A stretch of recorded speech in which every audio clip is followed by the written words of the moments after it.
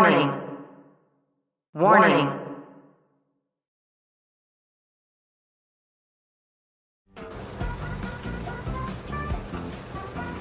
Okay, let's run.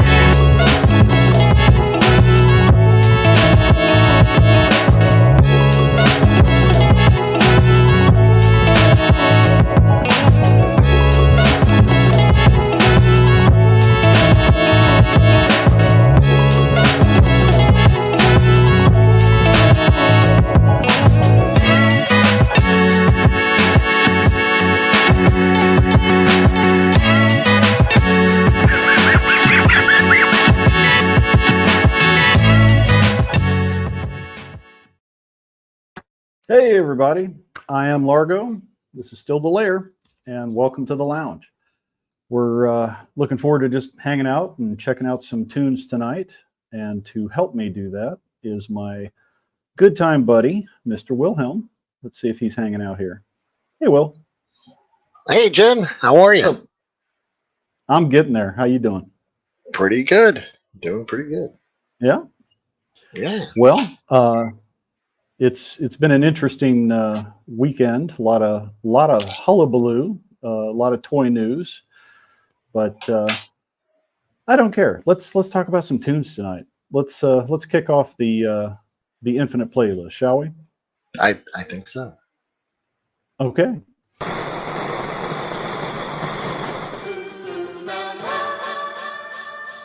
Okay, brothers and sisters and misses and misters, here's your daddy-o with the sounds to go. No shucking, no jiving, I'm telling you, your music's arriving.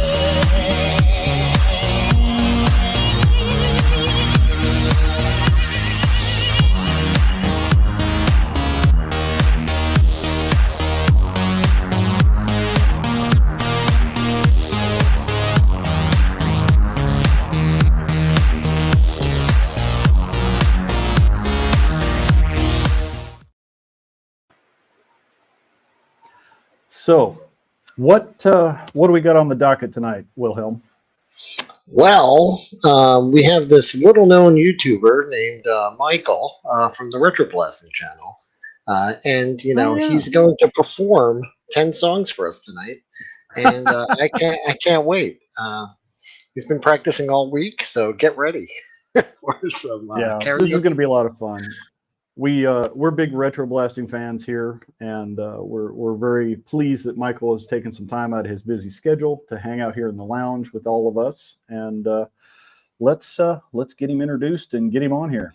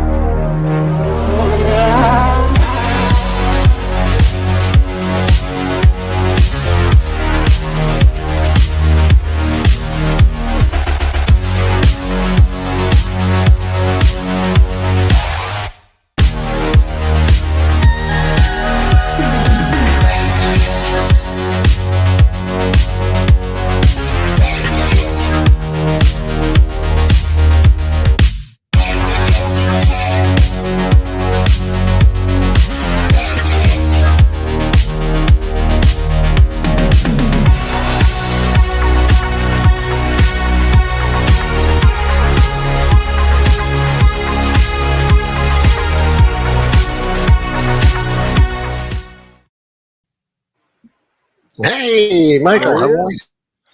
I've been looking forward to this ever since I finally was able to get it. I think it was in a chat where somebody told me, they said, "Hey, somebody mentioned you on a live stream that's going right now." And I was like, "Oh, cool. What's going on?" They said, "Oh, they were saying that they would love to see you in, Largo's Lair Infinite playlist." And I was like, "Yeah, I totally do that. I just need to know the rules." And so I ran over to the chat and I was like, "What are the rules? What are the rules?" That was a great. That's a great. Yeah. The culprit was Ted Darklaw from Helidope Toys, so he gets all the credit for that. So That's great. That's great. it was actually his co-founder for Helidope, the Black Knight, that inspired the Infinite playlist. When we had him on the lounge, we talked about music. Everybody loved that episode, and it just kind of morphed into this. So Awesome. Welcome. Thank you for having me. If you see this happen on my screen at any point during this show, it is because my stupid Logitech camera won't focus. And so then I have to reset the camera. So don't panic. It's me resetting the camera. We are no strangers to technical difficulties around here. So And I've seen you chewing do on my the. cables. Yeah.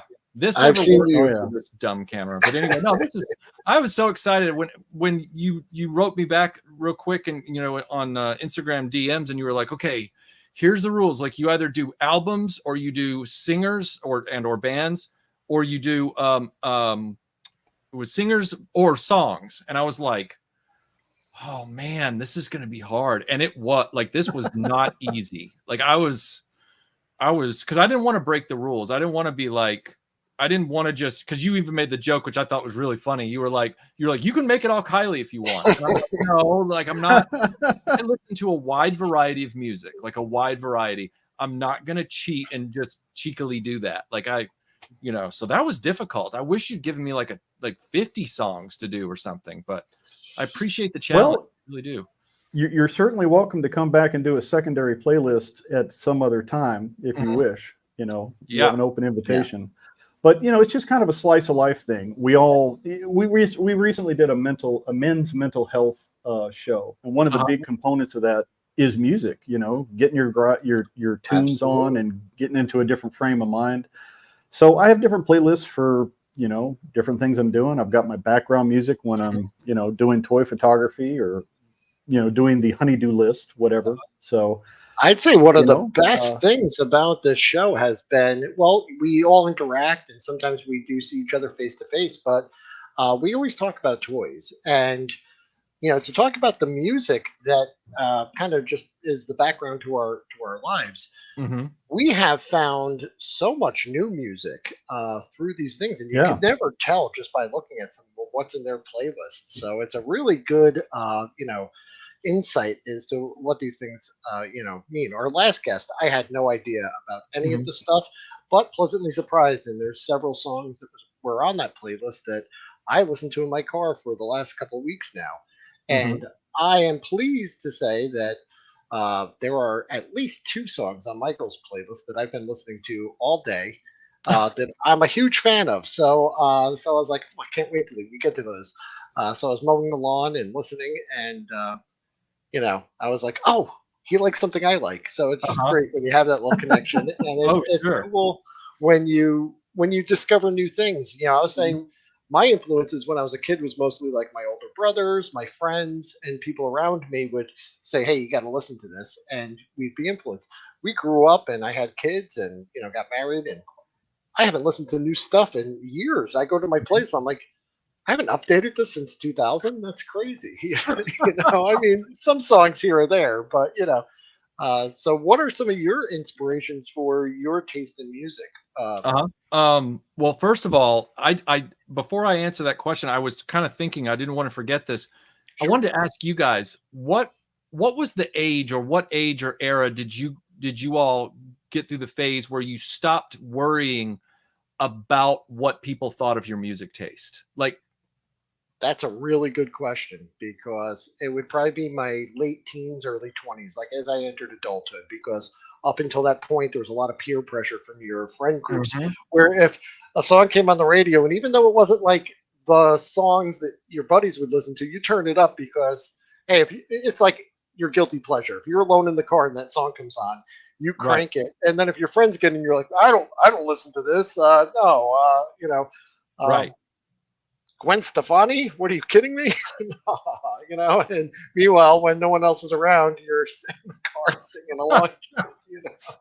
Yeah, for me, I think it was getting into a really interesting peer group in high school. I was, I was one of those artsy fartsy kind of geeks. I was into speech and drama club. I was into the chorus, and a couple of guys who were in the bass section with me were all Monty Python fans. So we kind of formed our own little clique called Monty Python's Flying Basses, and we made up some shirts, and we just kind of hung and formed our own little clique.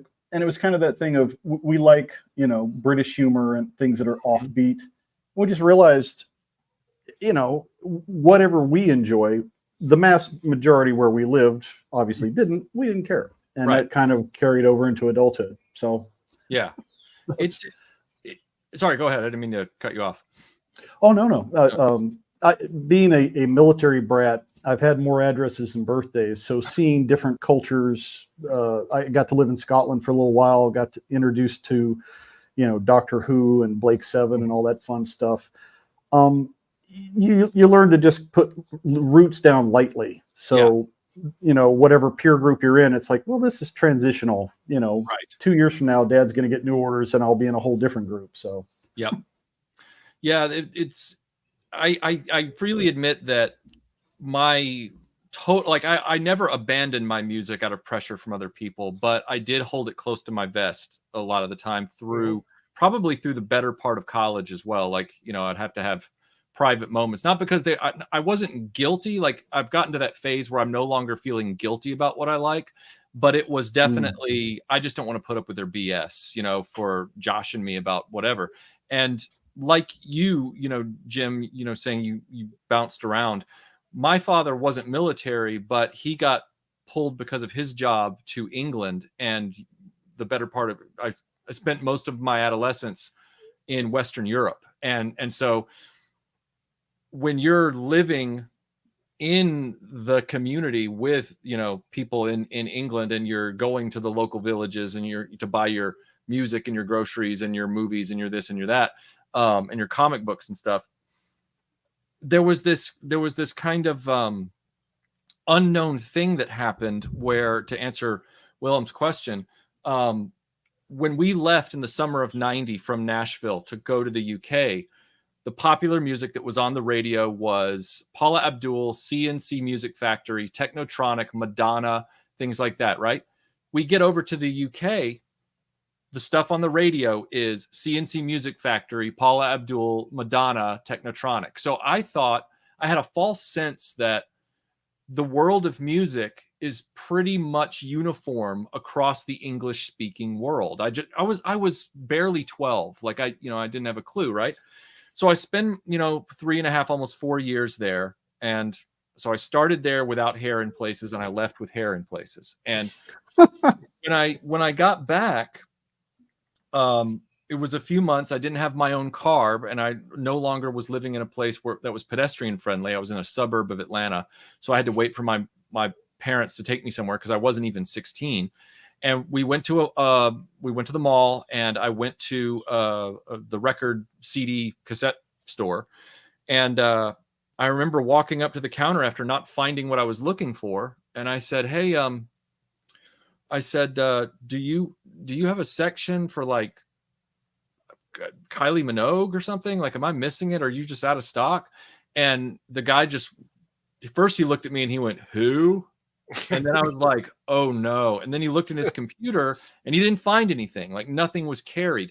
And that started that started to cascade, because it wasn't just that. That's when I started to realize that a lot of the music acts that I was enjoying and listening to after that first year, as things started to transition, were happening at a time when in the United States, in that transition in the early 90s, grunge alternative came in fast. And so suddenly, unbeknownst to me, while Europe and the UK were still fully embracing like electronic, techno, dance, house music, America was like, no, we're dystopian, we're Seattle, we're wearing flannel, and we're going to just, grumble into the microphone. And I don't hate, like, I love Nirvana. I love some of that stuff. I like Stone Temple Pilots. Like, I don't hate it, but I didn't know the schism that was going on. So I got back, and I have felt musically out of step with everybody ever since. Like, it's been like, oh, okay. So thank God for the internet, because the internet finally coming through first when Amazon started allowing foreign CDs to be sourced, like you could buy CDs from overseas. That happened when I was in college.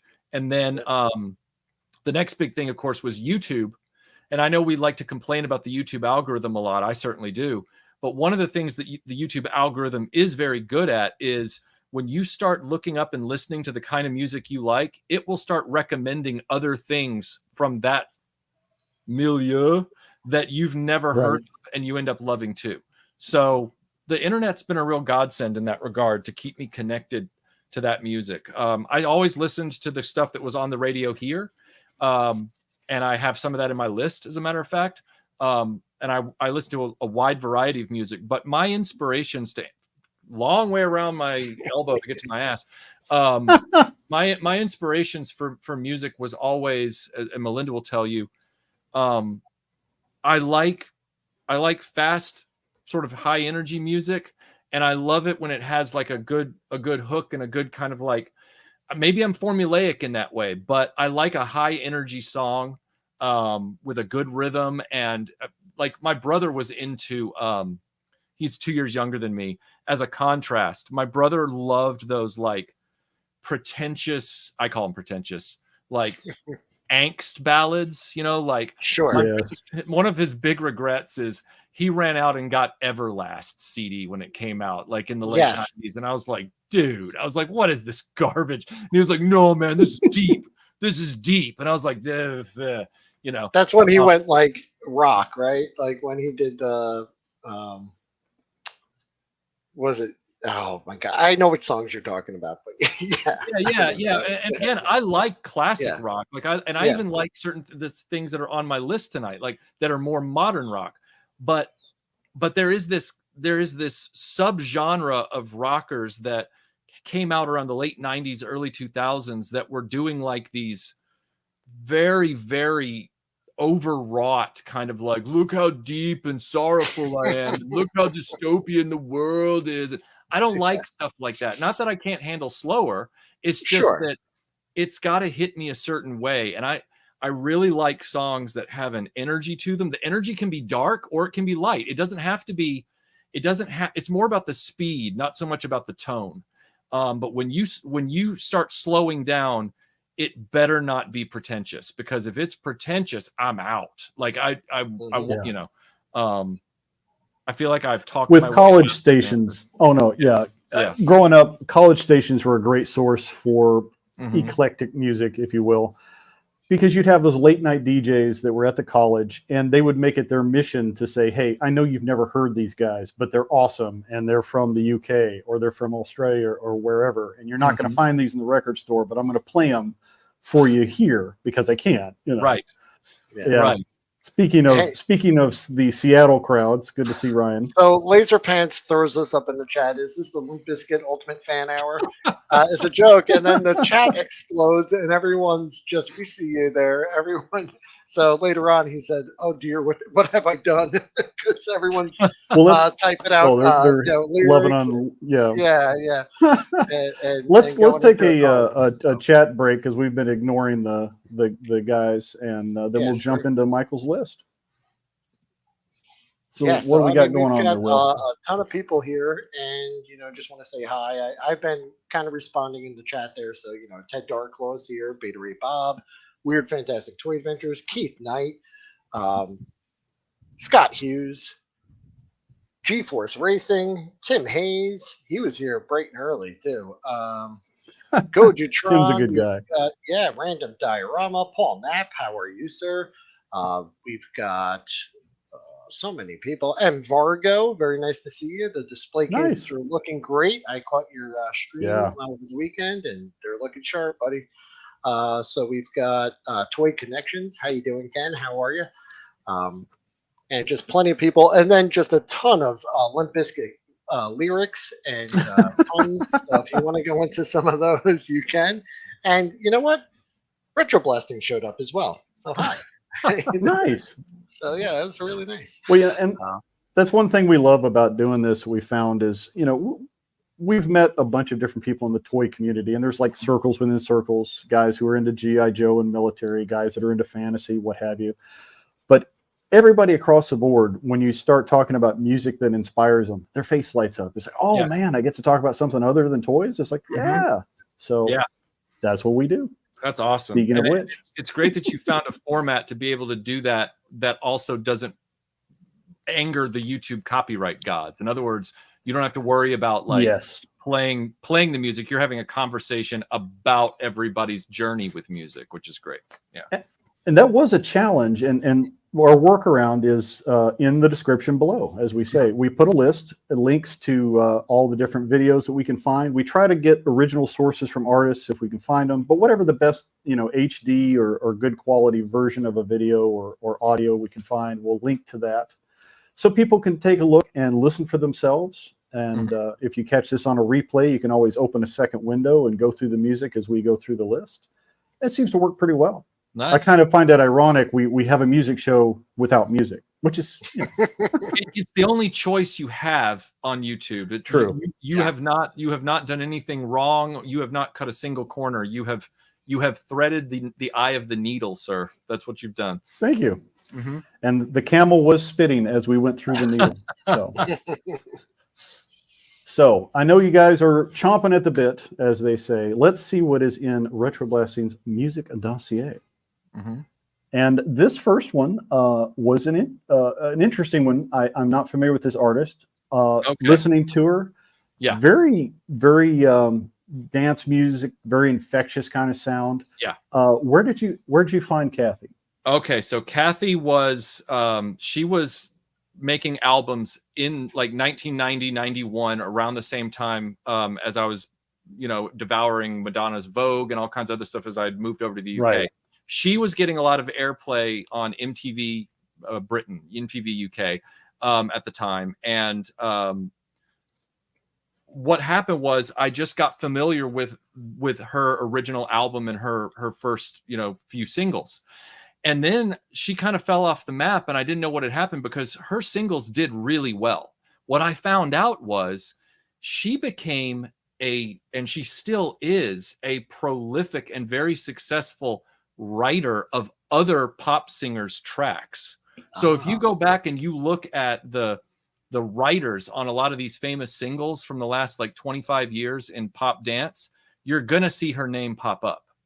Like it's right. Pretty crazy. She's written for I mean, I would have to go back and wiki it, but the point is that Cathy Dennis has become kind of a almost like the shadow the shadow stealth influence on a lot of pop over the last 25 years because she's so good at writing the stuff, and she's also extremely good at singing it. There was nothing wrong with, as you can tell when you listen to her track, she's very proficient at performing the songs as well. But for some reason, I guess she decided, you know what, I'm gonna write this stuff and focus on that, and she's done very well for herself. So, and that's interesting. I've noticed there's a few artists like that who maybe put out a few albums in the late 80s, early 90s, and were good, but then decided to move more into the songwriting and are kind of in the background propping up, in some cases, artists that maybe are not as talented as they are, but they're writing the songs for them and cashing the checks. So right. Hey. And yeah, exactly. And I just had to cheat real quick. I went and looked it up just to remind myself. 1990, 91, when she was, coming onto the scene, and I was also listening to KLF and Kylie Minogue and a number of others, number of other new acts then, along with the ones I mentioned, like, Technotronic and all that kind of stuff. She was new to the scene. Well, guess what? Everybody in America, if they've heard of Kylie Minogue, they've heard the song "Can't Get You Out of My Head" from 2001. Yes. That's the big song that she's known for here. Cathy Dennis wrote that song. Awesome. Very interesting. Yeah. Did not know that. Yeah, it's a weird connection because I obviously couldn't have predicted that she would end up writing Kylie's most famous song in the United States, but that just shows how we all individually get it. We respond to certain types of sounds in our music. And so she embodies that kind of sound that I really, really like, and the kind of energy that I really, really like in my music tracks. And it's 6 degrees of Kylie, because it all comes back to Kylie. It does. Yeah, Kylie is the Kevin Bacon of music. Like, every road leads back to her. But just to give you an idea, while I'm not a fan of this artist, it's notable that Cathy Dennis also wrote "Toxic" for Britney Spears. Was that right? And she wrote "I Kissed a Girl" for Katy Perry. Oh wow! That was a big one. Yeah. She's like I said, and that's just the tip of the iceberg. She's done a lot of work in the music writing scene, and it definitely makes you wonder about what could have been. If she had chosen to make those her own songs, how would her career have gone different? Different take on things. But I like, and one thing I've noticed too, especially with 90s music, because of MTV, everything became much more highly visual. So I definitely found myself drawn to, even if the song wasn't, a great earworm or something that was super catchy, if they did a great video, it would pull me in. And she definitely has good production on her stuff. And I'll say this of this song and all the other songs on this playlist: if you got to get some stuff done, what Michael said earlier about the beat and the pace of this music, it is really good stuff. Because I did a ton of work today, and this was in the background the whole time. And this is get up off your ass and move music. So I like music with an energy. Like I said, the energy, the actual tone of the song doesn't have to be peppy or even what you'd call gumsmacky. I'm not addicted to positivity, as you know from my videos. What I'm addicted to is a solid, determined, frenetic energy. And that definitely, this song right here is definitely in that category. Yeah.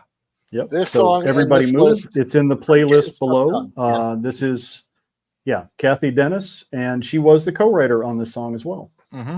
Yep, that's another reason that when I talk to Melinda, who's a big Tori Amos fan, she always says that she finds herself giving extra respect to artists that are both good performers as well as can write their own content.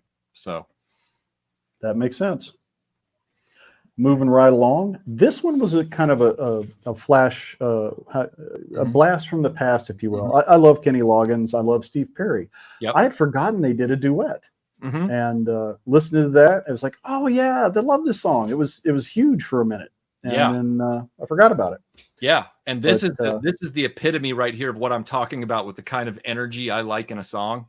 Like, and the I know that some people, they love their lyrics, and I don't dislike lyrics, but some people really love their lyrics to the point that when they hear a song like this, they think it's just too repetitive. But I see, because lyrics for me are second. And I really just love that the beat and the sound of the vocals. It's not what they say; it's how they say it. Is why I respond to songs like this. And when you showed me this slide, because you were kind enough to say, "Hey, I've done the slides," and you sent me the slide. I want to make it very clear, everybody. I had no idea that this song had any connection to Indiana Jones whatsoever. I had no clue. So when you showed me that, I was like, oh my gosh, everything's subliminal. Everything we're interested in as individuals, there's subliminal things happening that are the secret reasons that we get obsessed with or fixated on a certain song or a movie or a television show. I thought I was listening to this song just because I like Steve Perry and Kenny Loggins and a good beat. And then you're like, but no, the Indiana Jones bullwhip is in this too. And I'm like, what? It is. That's pretty awesome. And I figured you knew. That surprised me, being the Indiana Jones fan that you are. And we know Michael can whip it, so, man. We saw that bullwhip video. Man. Yeah. Don't fight it. Great duet. So when you guys listen to this again for the first time, listen for the bullwhip. It's in there. But, I knew the whip sound was in there. I had no loss of that, because I've listened to this song like probably more than any human being should. But I had no idea that it was, you know, Kenny Loggins had said, no, we used the whip from Glenn Randall from Indiana Jones from Raiders. I was right. That was And it amazing. totally makes sense because Loggins has been synonymous with movie soundtracks, probably as a movie buff himself. So this would definitely be, I could totally see him doing this. Like, yeah, I want that whip because it's significant. That is so cool because this was an early 80s song, 82. So that meant it was the year after Raiders. So that sound effect must have been on his mind. That's amazing. That's amazing. And, you know, the whole album kind of had that feel of, you know, well, it's called High Adventure. So he probably had a whole vibe in his head as he was writing. Yeah, he probably saw Raiders and was like, I'm on the right track. This is going to be a great team. Oh, that's amazing. It's good. Yeah, it's a fun one. It really is. Yeah. Speaking of High Adventure, this one surprised me. Not because of Tomb Raider. Obviously, we know you love Tomb Raider. I wasn't a huge fan of this version of Tomb Raider, but this song is awesome. And I had not heard of K.Flay. I went back and listened to some of her other back catalog stuff after seeing your playlist. She's good. Yeah, K.Flay is really good. And I want to make it clear to everybody, much like I knew that this song came from this movie, unlike the Bullwhip that I did not know was even in the other song. But I want to make it clear to everybody, there's this run-on joke that Michael hates everything. Michael at RetroBlasting hates everything. But here's the deal. I did not like this movie at all. I thought this movie was a big letdown. It was a huge, huge, huge letdown. But when this song started playing at the end credits, and I was in the theater to watch this film, and this song started playing at the end credits, I was like, that sounds pretty cool. I was like, I'm going to go figure out what this is all about. And I went and researched it, and I've got the song, of course, and this song is right up my alley. And this is an example of a song where the tone of the song isn't hunky-dory or bubblegummy or necessarily what some people would call positive happy, but the message of the song and the energy of the song is high, it's frenetic, and you're going to find that with a lot of my playlists, there's songs that fall in that are about this theme, which is never giving up. There's a lot of that in some of the music that I listen to where I enjoy the lyrics is I will fight till the end, don't give up kind of stuff. And so all of this was hitting on all cylinders for me with this track. And it just so happened that this track was the end credits track for this Tomb Raider movie that I hated. So being a pop culture aficionado, as well as I do, there's a lot of great music that ends up in soundtracks to lackluster films. That's like I sometimes I'll watch a film because I like the soundtrack. Highlander comes to mind because, man, that Queen soundtrack is so good. Not the best movie in the world, but it's fun. But the soundtrack makes it. Highlander, I would even classify Highlander 1 as a better movie than this Tomb Raider movie by far. Not that this movie is bad, like production value bad or anything. I just found the script very lackluster. The writing was blah. Whereas Highlander, on the other hand, was like the script was better than the production values could muster. But it made it a better film. But you're right, the soundtrack is what really made that movie legendary. I mean, the idea of having Sean Connery play an Egyptian. So you've got a Scot playing an Egyptian. You've got a guy who can't speak English very well playing a Scot. It's like it should not have worked, but it's a cult classic. Exactly. And in this particular case, what this movie's benefit was for me was because of my interest in Tomb Raider. I went to see this movie that I wasn't feeling too good about, and I was justified in that feeling. But I was introduced to K.Flay because of this film, and so I thank the movie for that. And I would also this particular song is in the playlist that is in the description below. Do yourself a favor and check out some other K.Flay music because it's very interesting. I love songs that tell stories, and she's a great storyteller in her music. And I'll also say one more thing about this before we move on or whatever you want to do. The big lament I have about this song has nothing to do with the song itself. It has to do with the fact that this song, for whatever album rights reason or whatever, was not on the Tomb Raider movie soundtrack album, as so many Oh, times. Really? That happens a lot in movie it history. does. Yeah. I hate that. Yeah, Mhm. you hear it in the movie, and then you go look for the soundtrack, and Yes. it's not there, and you're like, Yeah. am I making this up? What happened? It's fortunately I knew that ahead of time, and I was, but the other kick in the face is that this song didn't even get its own single CD release. It was only available. It's currently available. It's only available digitally. So if you're a Really? quality hound like I am, you're going to have to go to like 7 Digital or something like that and get yourself the FLAC download if you don't like MP3s as your source. So just let you know. So Yeah, back before the digital download craze, I went through a huge soundtrack and movie score phase. I just really got into it. Yep. And it's hard to track down really good music scores. You can find the soundtrack, but looking for the music score, sometimes, back in the day, you go into the music, the guy behind the counter is like, why do you want that? It's like, because I like the music. Yeah, Right. you would actually get pushback from the guy behind the counter. Yeah. And it's like, just It's like, shut well, we up got the and order soundtrack. it It's like, for me. that's not the same thing. Yeah. And now I with didn't these ask you if you like it. I asked you if you could order it for me. Yeah, I had the same problem. I was the same way, Jim. I would go in and be like, "Do you have the Dick Tracy album?" And they'd go, "Yeah, we have I'm Breathless." And I went, "Yeah, I already have that one. I need the score." And they're like, "Oh, you mean this?" And I went, "No, that's the music inspired by, which I also already have. I want the Danny Elfman score." And they'd be like, Yeah. "Oh, Right. well, we'd have to order that. It's in our catalog." Like, and now with Intrada and La La Land Records doing re-releases and expanded CDs, you end up buying them again in order to. I don't even want to tell you how many copies of like the Superman movie scores I have, or the Star Trek films, or Back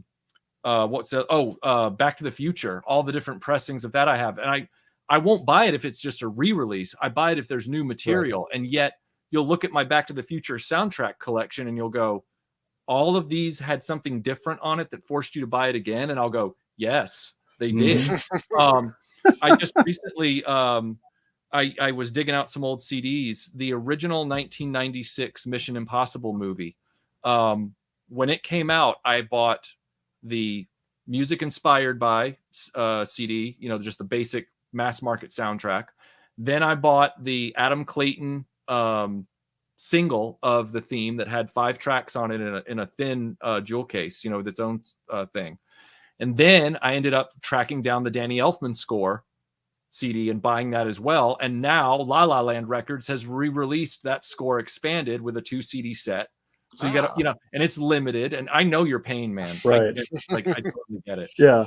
And that's something I don't think a lot of people who aren't, audio hounds maybe don't realize is just like there are director's cuts of films, there are director's cuts of scores. There's a lot of stuff that doesn't make it into a film that was produced or orchestrated or written.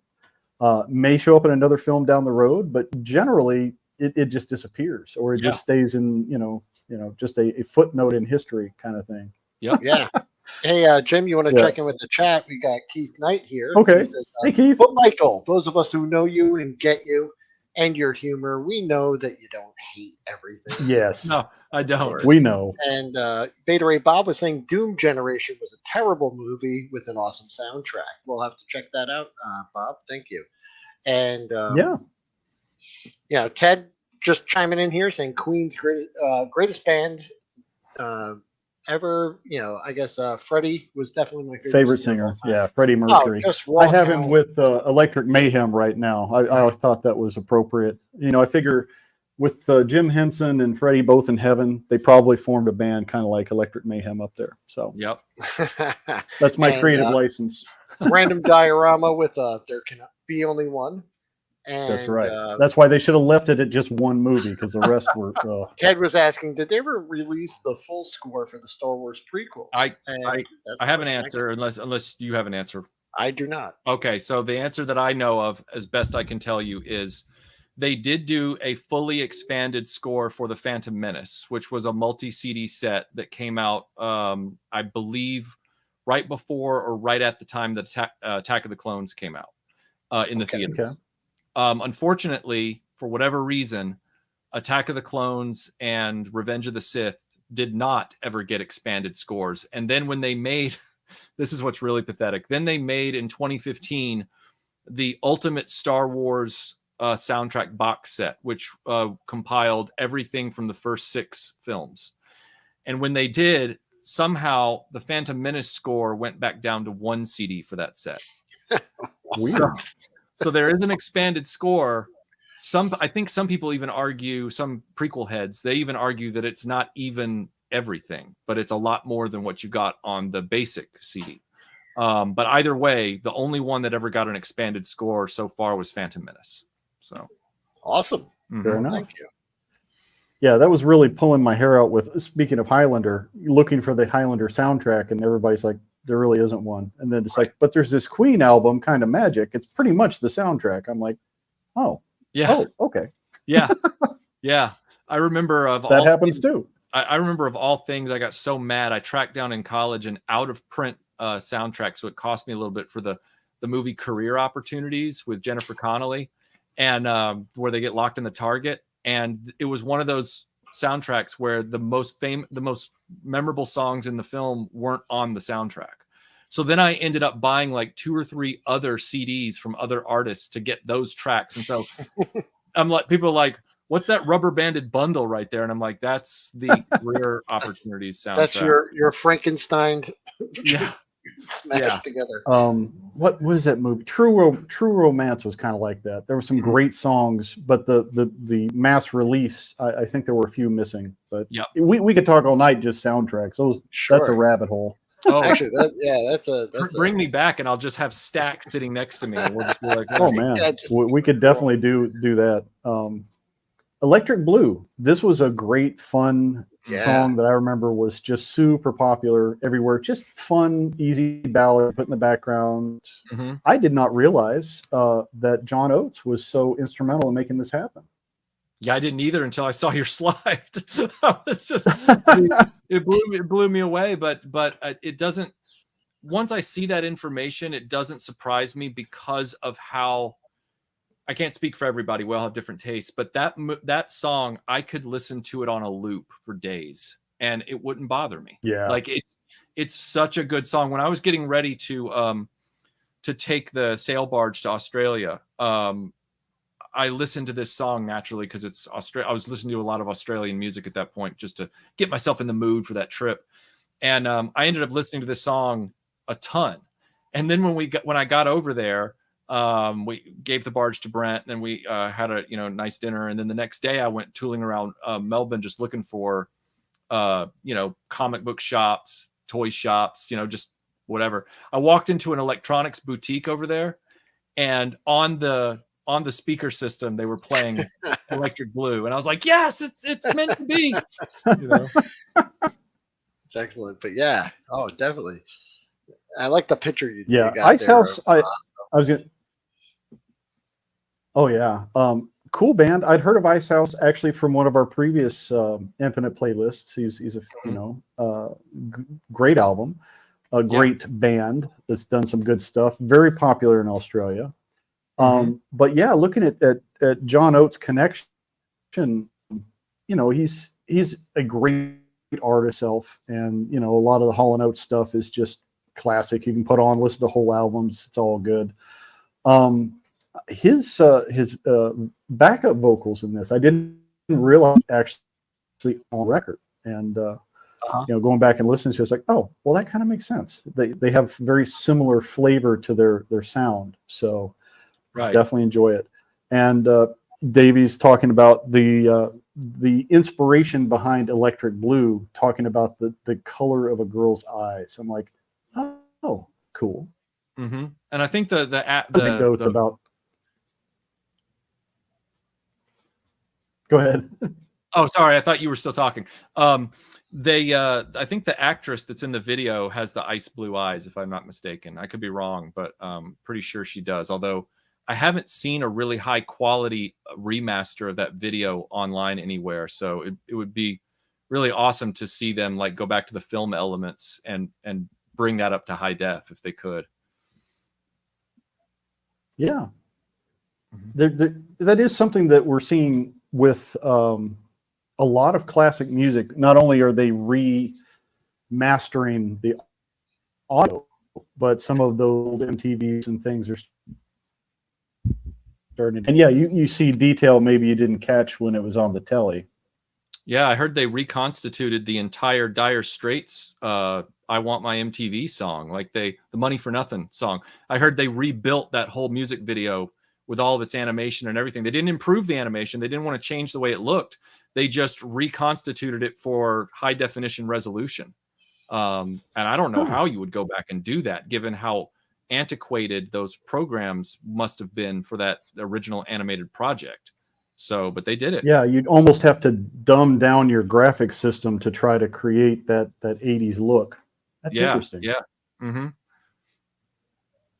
Speaking of a great look, this is the fun album cover. The just fun energy with these two. The Asteroids Galaxy Tour, Danish pop band, mostly just the singer, songwriter, producer Lars and Met.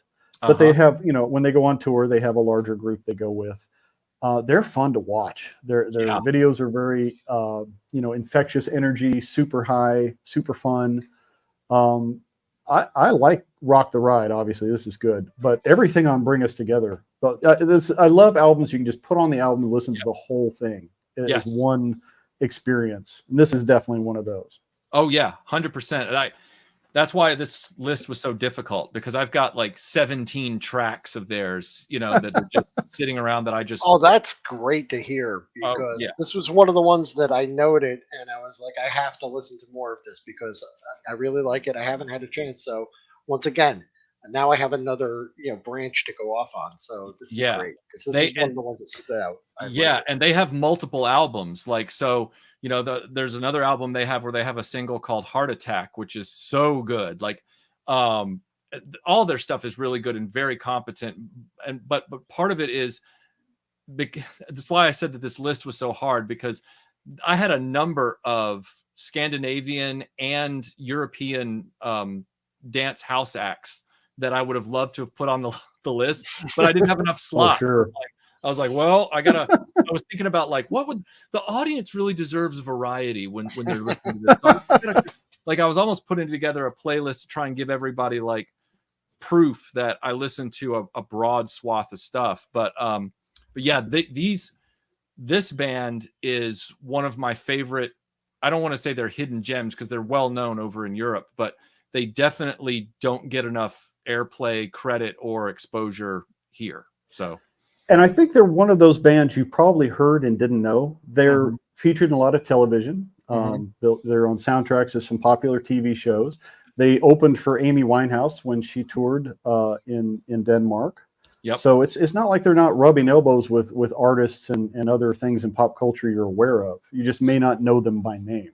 Yeah. And that's probably true of a lot of artists. Yeah, and Rock the Ride is just like Don't Fight It and Everybody Move and a lot of the song. It just, to me, is one of those just re-listenable high energy songs with such a great rhythmic hook and everything that I could just listen to it 1,000 times. I know that because I have. It was just so definitely. Oh yeah, no, it's I was going to say another to me. Yeah. A mark of a good artist for me is, can they do it live? Anybody can make, especially today with auto tune and everything. You can make anybody sound good in a studio. Right. Seeing some of their live footage, they're really good on stage, and I love that. Yeah, they kind of remind me of like a very refined. It's not a 1-to-1 parallel, but they really remind me of like an evolved, refined Missing Persons. Like they have that kind of the Missing Persons. I don't remember if they were Scandinavian, but they were Euro, and this band right here is just, I don't know, they're very confident in what they're doing with their musical expression. Like it's very listenable, but it's also kind of they definitely have their own signature. It's unlike anything I'm going to listen to from anybody else. Like I'll always know when I listen to an Asteroids Galaxy Tour track. It's unmistakable. Yeah. You hit those first few bars and you're like, oh, okay, I know I'm home. I know where I am with this. Yeah, exactly. Yeah. So definitely another fun one. These guys, man, this is another rabbit hole. The KLF, also known as the Justified Yes. Ancients of Mew Mew, very, very anti-establishment. Uh-huh. I highly encourage anyone to do a little research and look into the creatives behind this sound. They were notorious in the UK for flagrant disregard of rules on sampling and sometimes good taste, but very infectious music. And of course, my first experience with them was Doctor and the TARDIS. Very, very fun, tongue-in-cheek. They were just having fun. They were just making what they knew was going to be a banger for the dance clubs. They didn't really care about making money or being famous. They actually kind of shunned that in a lot of ways. That Melinda on her Dreamland show on RetroBlasting did a whole show talking about the formation of the KLF and what they were all about and everything they did throughout their music career and everything. And the craziest part of all that is, like you just said, they did not care about earning money. In fact, all of it was an experiment to prove that they knew the formula for getting on the radio. They were like, and it worked. It totally worked. And then after you're looking at the only band, everybody, you're looking at the only band that literally, as Rob Lowe would say on Parks and Rec, literally took £1 million in cash from their profits from 3 AM Eternal and the White Room album and burned it on camera on an island off the coast of Scotland, just to show everybody it was never about the money. Like, hey, you know what? Love them or hate them, they walk and walk, you know? Like, yeah. I loved looking into the story of how they got Tammy. I think it was Tammy Wynette to star on one of their songs, and it was, I saw some interviews with her, and she's like, she never heard of these guys, but she was kind of flattered. She's like, oh, they want me to come to the UK and do this, and it's like, it's just such a wild and strange trip with these guys. They get an idea and they run with it, and from album to album, very different sounds. Some of it kind of primitive but fun. Some of it very out there, but still, it's like, where are you guys going with this? And they were legitimate fans of Tammy Wynette. They didn't bring her there ironically. They didn't bring her there to make fun of her. Like, they actually liked and admired Tammy Wynette. So, like, she didn't understand what she was actually going out there for, but when she got there, they put her in this gorgeous dress and they had her singing these vocals and doing all this stuff on this very expensive stage at, I can't remember if it was Elstree or Pinewood Studios, but it was one of the biggest movie sound stages that they rented out in the UK. And like you said, they were very committed to their bit and they knew exactly what they were trying to do. And 3 AM Eternal, a lot of their songs are really cool and they're very different. Like, there's one, I think the title of it's something like It's Grim Up North, and they just rattle off all the northern towns in England and Scotland. But that's a very different sound from 3 AM Eternal, which is a very different sound from Doctor and the TARDIS. But all of those songs are extremely well arranged. They're very addictive to listen to. And it just proves that they knew and proved their assertion, which was, we know exactly how to get you guys to pay attention to us in the music business. Watch, we're going to do this, this, this, and this, and whammo. And sure enough, Yeah. I got to say this. Hi, I'm Ford Time Lord. I'm a car and I've made a record. It makes me want to watch it. I would buy it just because of that. So and the video is hilarious for that one. And I loved 3 AM Eternal, especially watching them live on stage. It's just fun to watch. You can see the energy in the room. Everybody's having a good time. And that car is actually from the Blues Brothers, if I recall. Is that right? Okay. That is one of the cop cars from the Blues Brothers, and they bought it for themselves, and then they drove it in the music video. They didn't hurt it or anything. They just drove it around in the music video. Like, for example, if I heard that the guys from Top Gear bought the cop car from Blues Brothers, I would expect them to throw it off a cliff or something for fun. But in this case, no, they bought it just to have it so they could use it in their music videos. Yeah.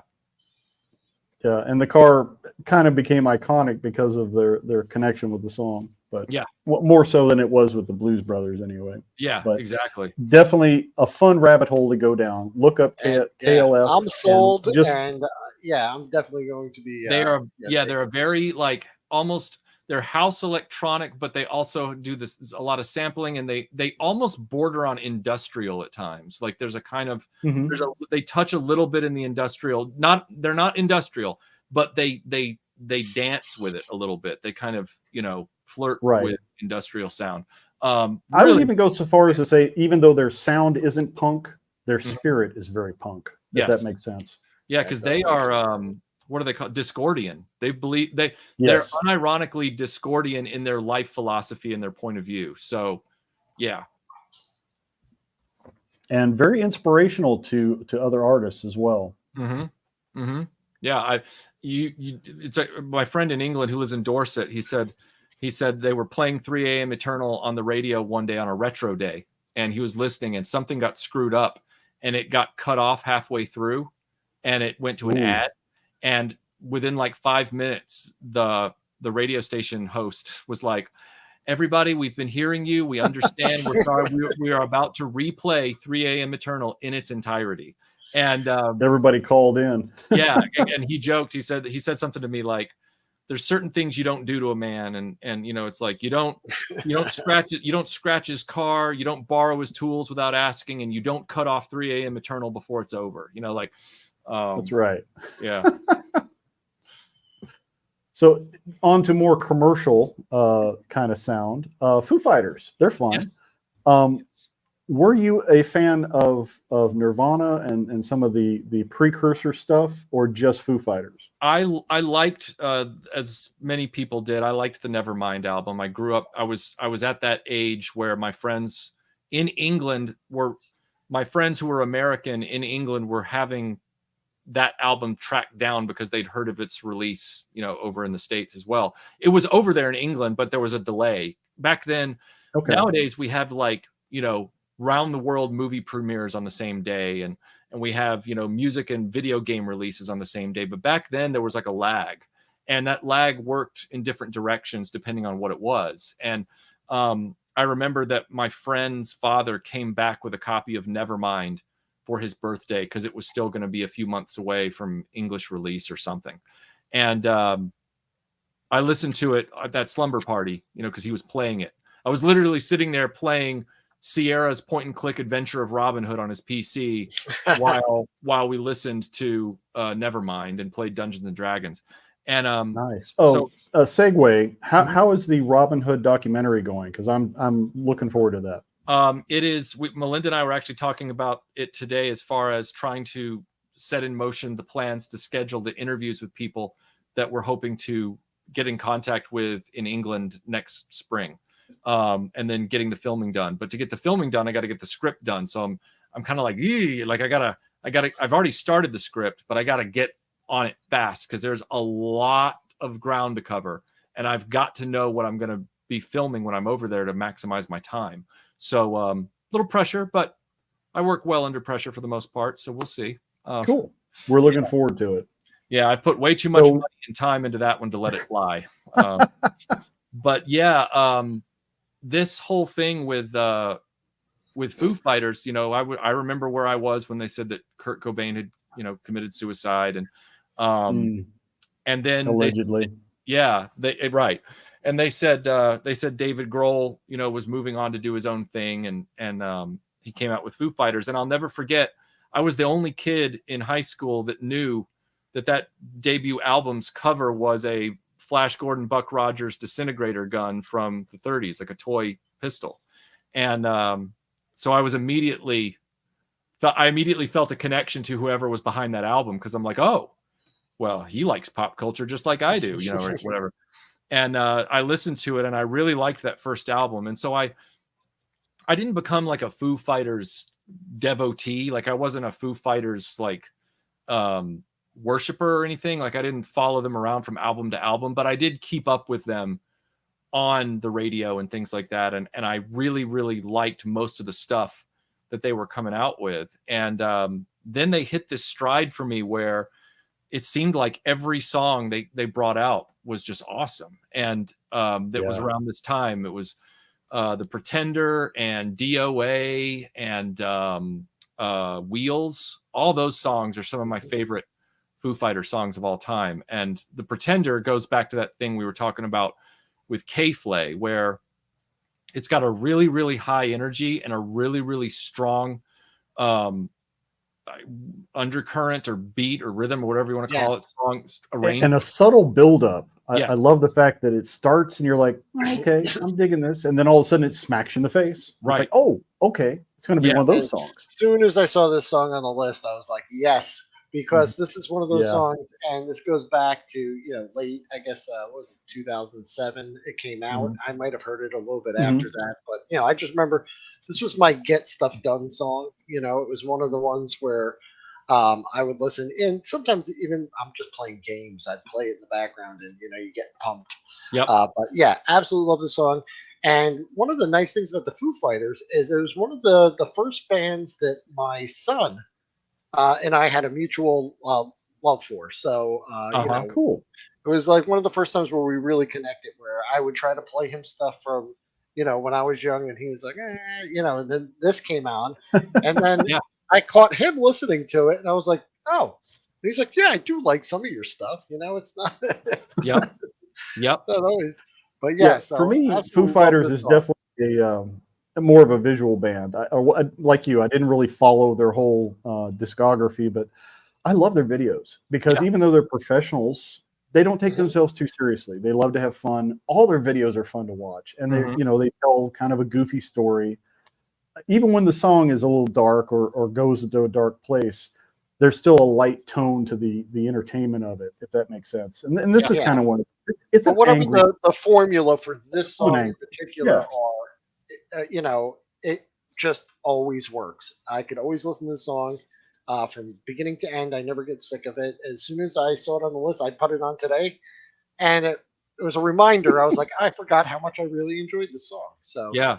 And it speaks to that thing that really reels me in with my outlook on life and everything like that is, it's all about, not giving into the demands of the man. It's not giving into the majority. It's not giving into, the pressure of conforming or the pressure of cowing under whatever.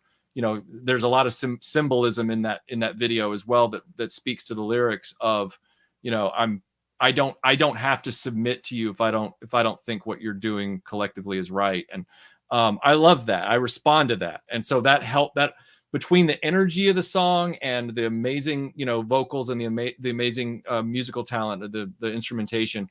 And then also putting that message on top of it for me is like, that's basically like throwing nitroglycerin on a flame for my interest. It's like, so yeah. So very excellent cool choice. Yeah. Just that should be in everybody's playlist. There is a Foo Fighter song for everyone. I'll say that. That's a t-shirt. Now this one, Heartbreak, fun song. Sophie, Ellis-Bextor, I wasn't real familiar with. I've heard of the Freemasons because they're everywhere in the UK, and they do a lot of how would you say, kind of, they do remixes that are sometimes better than the original, if that makes sense. Yeah. Oh, so trust you me, I know exactly what you mean. There's some artists that I'm not really all that fond of, but if I find out the Freemasons have remixed one of their tracks, I always end up loving it. So yeah. Yes. This one, was it the Freemasons that brought you to this, or was it Sophie, or was it just you heard the song? And this is one of those examples of YouTube doing me a favor, where we were still waiting for the basement here to be finished, and I was working out of the bonus room up at the top of the house on RetroBlasting videos. And I remember I was having to sort through, I was shooting B-roll for something. It might've been like the Superpowers retrospective or one. It's funny, if you actually, I keep all of my B-roll and everything I've ever shot on these various hard drives that I've then, duplicated over the years for, protecting all my work. And sometimes when I have to go back into those archives, I will find the B-roll shots and I'll have to play them to make sure that I'm getting the right old B-roll for whatever I'm using it in.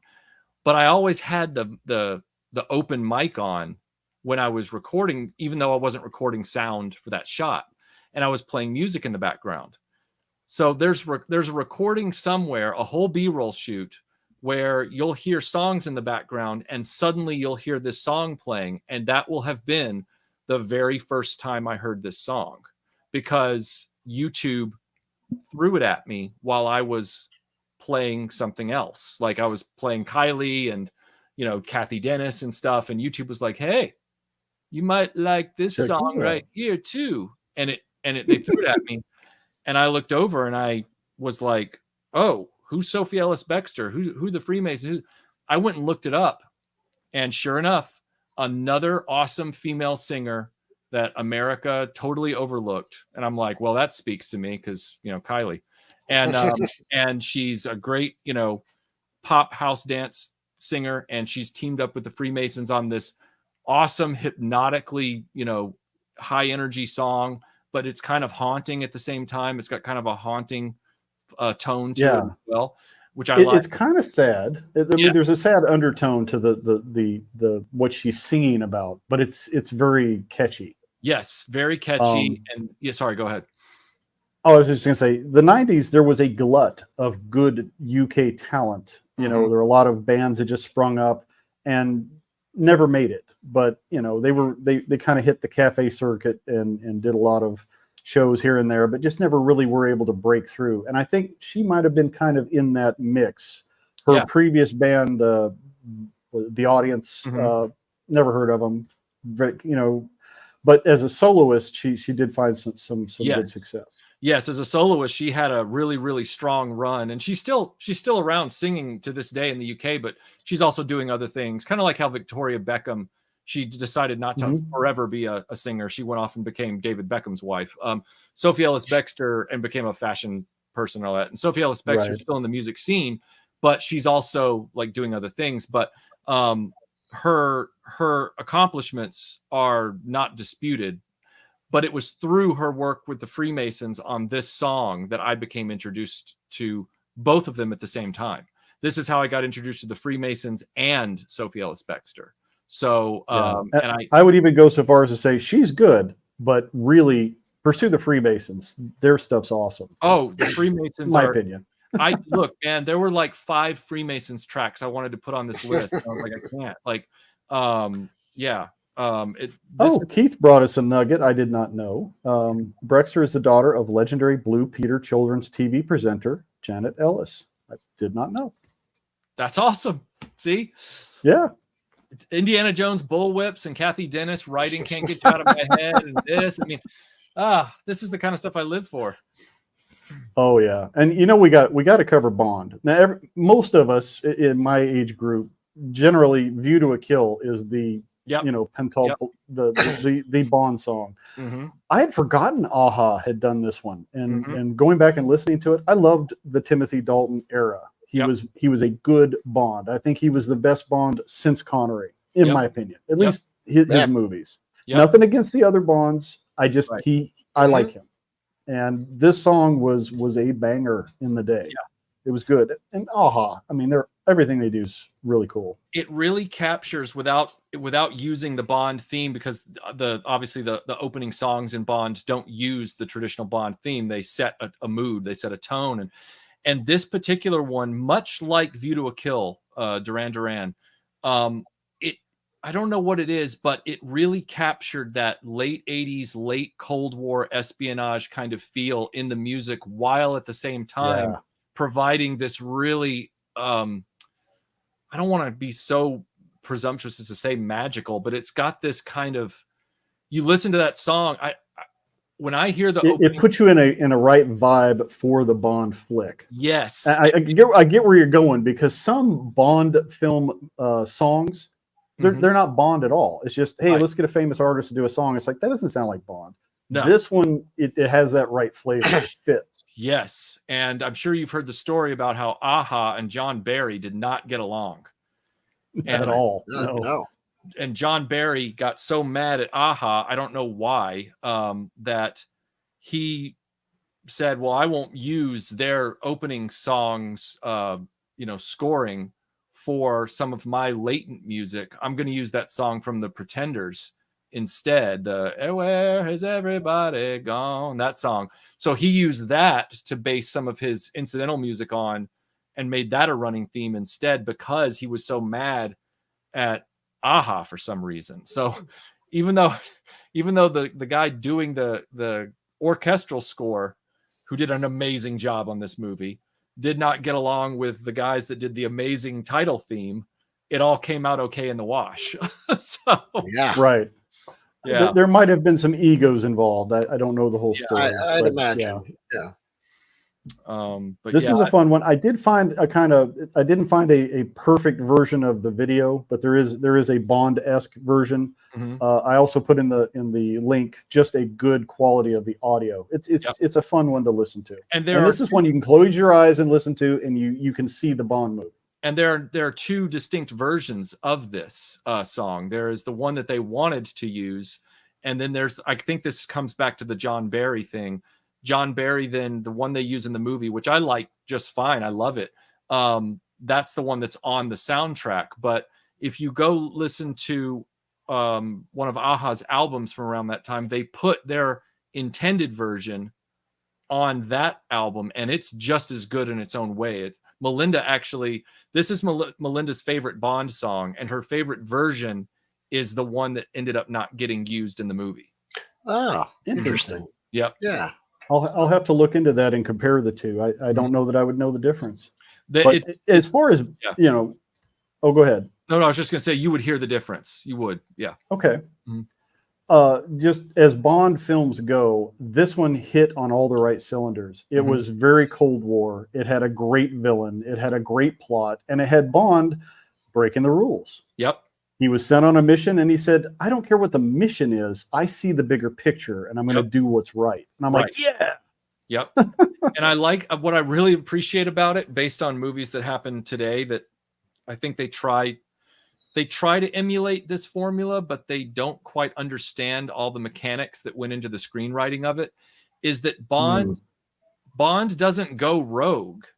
He just simply knows where he can push the envelope with M, and where he can push the envelope with, MI6, and where he can exert his experience on, I see the bigger picture. Let me figure this out. I can figure this out. We get to see why the 00 has latitude like he has. He is a special agent. He's not just run-of-the-mill MI6. Right. And they're not, even though they might speak harshly at times in M's office or get heated words, it's not so quick like in a lot of these modern movies where they're like, the moment you step one step away from what I thought the plan was, you've gone rogue and I'm taking you off the mission. Like, it's not like that. Yeah. It's like, I don't know if I agree with what you're about to do, 007, but Pushkin better than anybody, so I'm gonna give you the benefit of the doubt. It's such a good film. It's such a good movie. Yeah, it's more. I would say the script is more intelligently put together than some of the more popcorn flair we've seen with other Bond films. Yes, if that makes sense. Yes. Not that there's anything wrong with a good popcorn flair. No. Yeah. I will say that this is definitely better than, even though Dalton only had 2 films, I would say that his 2 films collectively are better than 75% of Brosnan's entire run. So that's fair. Yeah.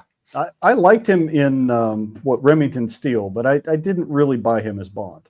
Yeah. Different actor, different caliber of character. Yeah. But he kind of carried that.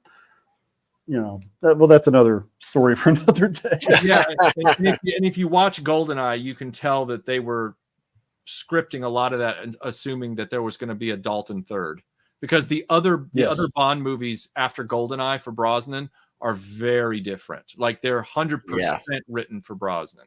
That first one, kind of like, you can tell they were kind of tailoring it, because of all the legal hell that the franchise went through in the intervening years. But yeah, so yeah, there is a bit of drama. Mm-hmm. Pierce Brosnan was offered bond prior to Dalton, Mm-hmm. but because of contracts and some other things, he pissed off some people. Yeah. And somebody basically told him, "You will never be Bond." Of course, he was later, but well, that's also politics. Yeah, because Dalton was offered it all the way back at On Her Majesty's Secret Service, and he said, "I'm too young," and they were like, "Oh, all right then." So they went off. They got George Lazenby. So yeah. Lazenby's another one that's underrated. He wasn't terrible. He could have been a really good Bond, Mm-hmm. but it wasn't in the cards for whatever reason. There's Well, a lot that goes into making these things happen. Yeah. His agent gave him terrible advice. Like his agent told him, "You do one of these and then negotiate for the moon." He said, because this whole secret agent thing, he actually said, he said, "This is the era of women's lib, George. We're going into Bond's a dinosaur." He goes, "They're not going to tolerate these movies much longer. So you negotiate the moon, and if they don't want it, don't worry. You'll have walked away from a dying concept." And he admits, he's like, "I took the guy's advice. Like, what was I going to do?" Oh well. Yep. Oops. So this again, Bond is another fun rabbit hole to go down. Not enough Bond merchandise in the toy realm. I'd love to see some better stuff, but we'll get into that another time. So you get a lot of ribbing for your Kylie love, but we're going to go there and we're going to explain why Kylie is awesome. Starting with this duet. Okay, so everybody who watches RetroBlasting knows that this actually isn't my ultimate favorite Kylie song of all time, but it's up there. And I thought for a playlist, there can't be one better. And the reason I chose this one was because I figured since there'd be other people in the chat watching, I wanted as many of my choices to reflect an opportunity for people to learn about new singers and new bands. So you'll notice that like there was the Kenny Loggins and Steve Perry duo. There was the Freemasons and Sophie Ellis-Bextor song. In this case, Robbie Williams is just as invisible to most Americans as Kylie has been. And Robbie Williams, and he's a great crooner and writer. And he's huge over in Europe and Australia. Like he's really, really well known, and he's won all kinds of awards and stuff. Well, the story behind this song, as far as the whole Kylie thing goes, is short version. She became famous because she was on a soap opera called Neighbours when she was in her late teenage years. A guy in Britain found out his teenage daughter really loved Neighbours, but it played in the afternoon before she got home from school. So because he was the BBC One controller, he rescheduled Neighbours to play at 6 o'clock in the evening. Suddenly Neighbours blew up in popularity, which means Kylie blew up in popularity. So then a music label stepped forward and said, "Hey, we like to take people who are famous right now with teenagers and give them an album and make money off whatever that radio single is, male or female." So everybody thought this was just going to be another one of those flash in the pan things. Well, it wasn't, because she had one hit album with multiple hit singles then in 88. Then in 89, she had another hit album with multiple hit singles, both of those in the UK. They came out here, but the only song here from those to hit was Locomotion. 1990 and 91, two more albums from the same label. They weren't distributed here in the US. That's when the US cut her off for some reason. That's when I was living there though. And she had already blown up. Amazing stuff. Well, Nirvana comes along 92, 93, remember? And even though it took a little while. So the dance music's kind of taking a back seat to the grunge. Right. So dance music takes a back seat. She comes out with a self-titled album in 94. It has a lot of respected songs on it, including some that we all agree, and critics even agree, are some of her best work ever. But it underplays and underperforms in the music store because people are moving on to alternative and other sounds. So she kind of goes through the wilderness years for a few years. Then in 97, she's still working and she's still doing concerts, but she's finding her way. You know what I mean? So then 97, 98, she comes back with Impossible Princess album and Light Years. And on the Light Years album is where she pairs up with Robbie Williams for this track. And this is one of my favorite songs of all time, let alone one of my favorite Kylie songs. Like, it is super high energy, really, really good vocal work between the two of them, where they trade like almost very like rich sound. Yes. Tennis match. There's two versions of the song. There's the music video version where Robbie was also known for doing his kind of crooning / spoken word / rappy kind of stuff. And he has like a bit in there. But if you listen to the version that's on Kylie's albums, it's identical, but for the fact that they just let the instrumental play through without that spoken word bit in there. Either way, I like the song because I like Robbie Williams as well. But the energy of this song builds and builds and builds and builds in a cinematic way. Like, I have visualized so many movie trailers that could be played to bits of this song. Like, it's one that I can listen to over and over and over again and have. And the other reason that I chose it for tonight was because Tony from Analog Toys, when he found out that I was a Kylie fan, he asked me if I like Robbie Williams. And I was like, yeah, I do like Robbie Williams. He said, because I love Robbie Williams. And I'm like, yeah, imagine you were over there as a 20-something when he was really popular. And he still is popular, but you know what I mean? He was at the height of his power. And so Tony and I joke about the fact that this song "Kids" is a convergence of everything RetroBlasting and everything Analog. It's a beautiful marriage of quality and style. Yeah, this song is just great. The song is just incredible. So, and that ties back into that whole concept for doing the infinite playlist. When you start talking music with friends, you find connecting points that you didn't know you had, and this is a great example of that. Yeah. Yeah, both artists are excellent in their own right. Coming together, this is just really good. Yeah. One of the things I learned, well, she's always been known for reinventing herself, whether it's in fashion or her music sound. I did not realize she is the only female artist in the UK to score a #1 album in 5 consecutive decades. That's right. She's that long-lived in her career. Yes. Plus, she's an actress. Plus, she's just a nice human being. Yep. And she's been acting since she was a kid, and doing all kinds of different things. She's multifaceted. I guess. And I don't know this, if this is a fact or not, but it seems like the U.S. music cycle is like kind of fueled by like whatever's new and hip, and kind of always reinventing itself. And then you'll see, it seems like there's a lot more like evergreen performers and musicians like over in the UK. These are like truly talented musicians. They're not a flash in the pan. And and it goes back to that idea of live performance. She can fill a stadium, and people still go gaga if they hear she's coming. So they're like, Kylie, and they're into it. I was so mad because I've never gotten to meet her in person, and I've always wanted to. And I found out that late last year, she showed up in New Jersey at a wine store to promote her rosé. And it was free. Like, it was free to just show up. It wasn't a concert. It was just a meet and greet. It was free. And I didn't know about it till like less than 24 hours before it was happening. And I was like, dang it. Like, because everybody up the photos that people were posting on the groups.